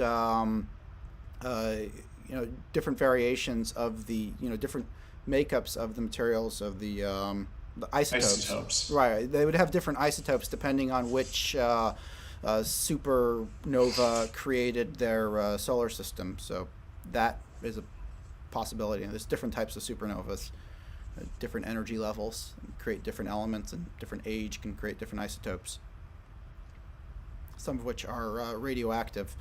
Also, something interesting that Jeremy brought up about NMR and EPR is that the people who were involved in this in the early stages were then taken on to work for different secret projects, with the secret space program or the government. Yeah, Edward Mills Purcell, he won the Nobel Prize for NMR, of course, alongside, I think, Felix Bloch,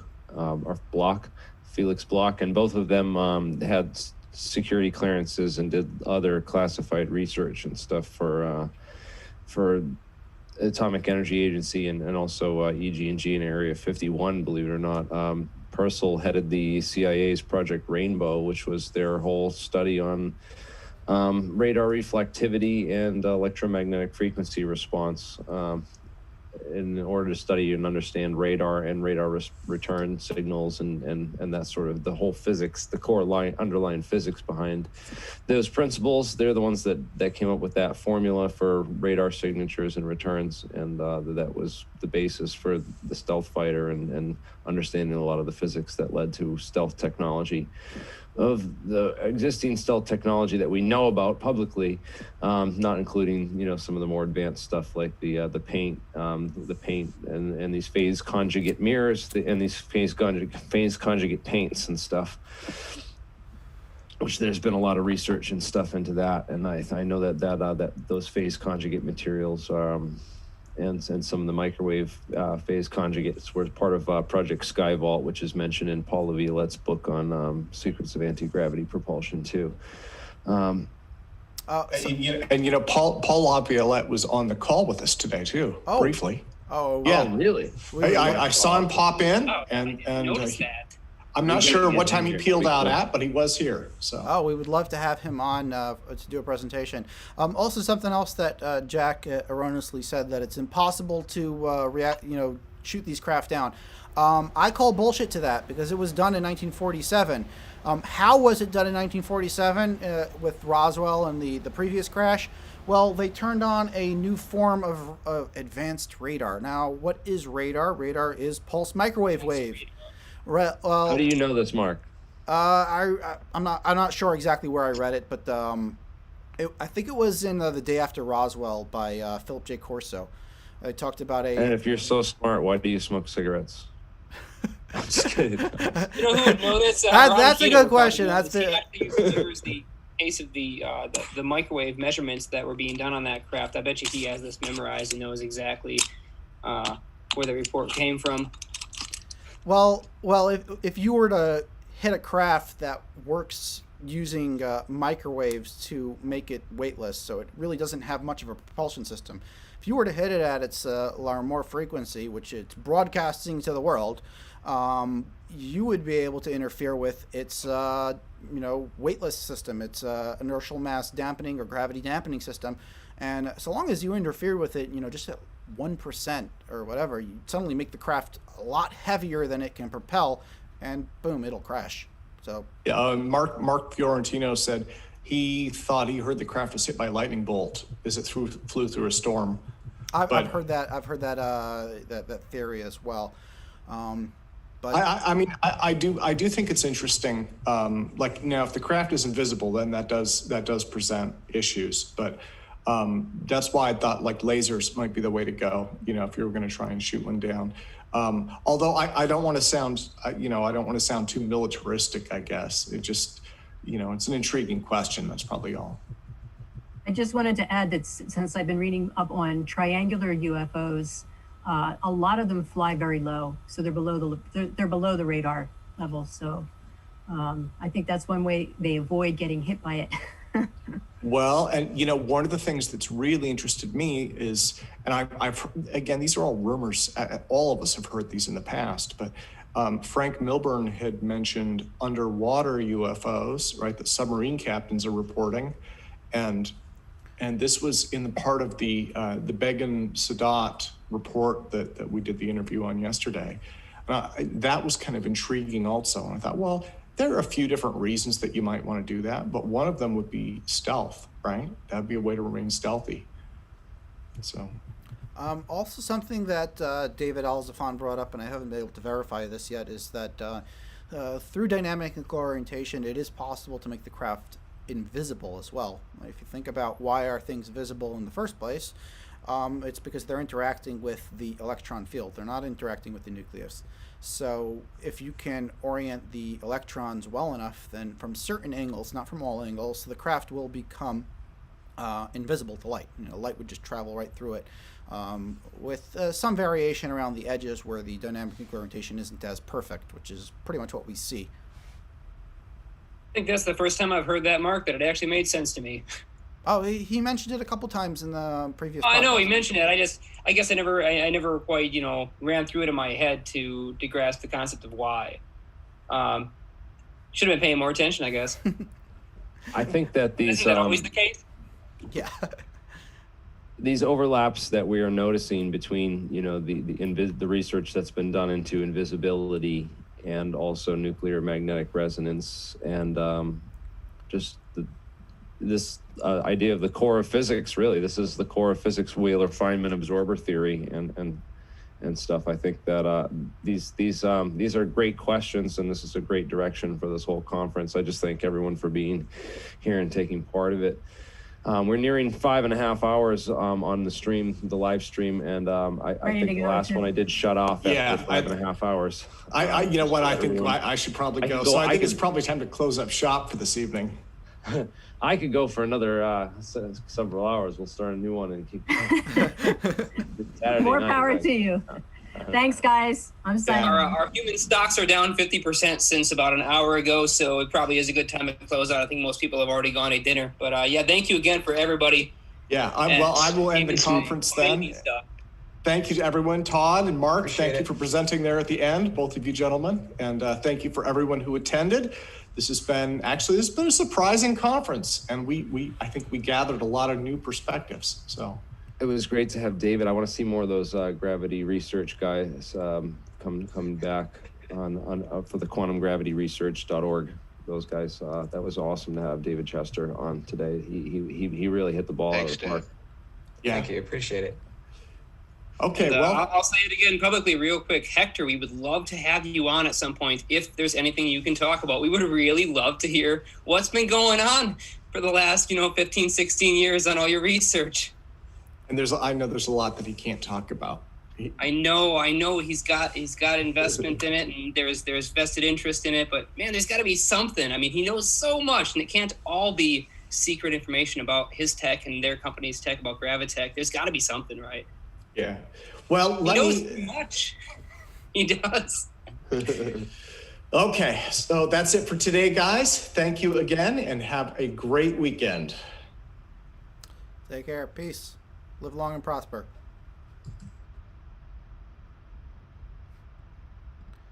Okay, and that is it.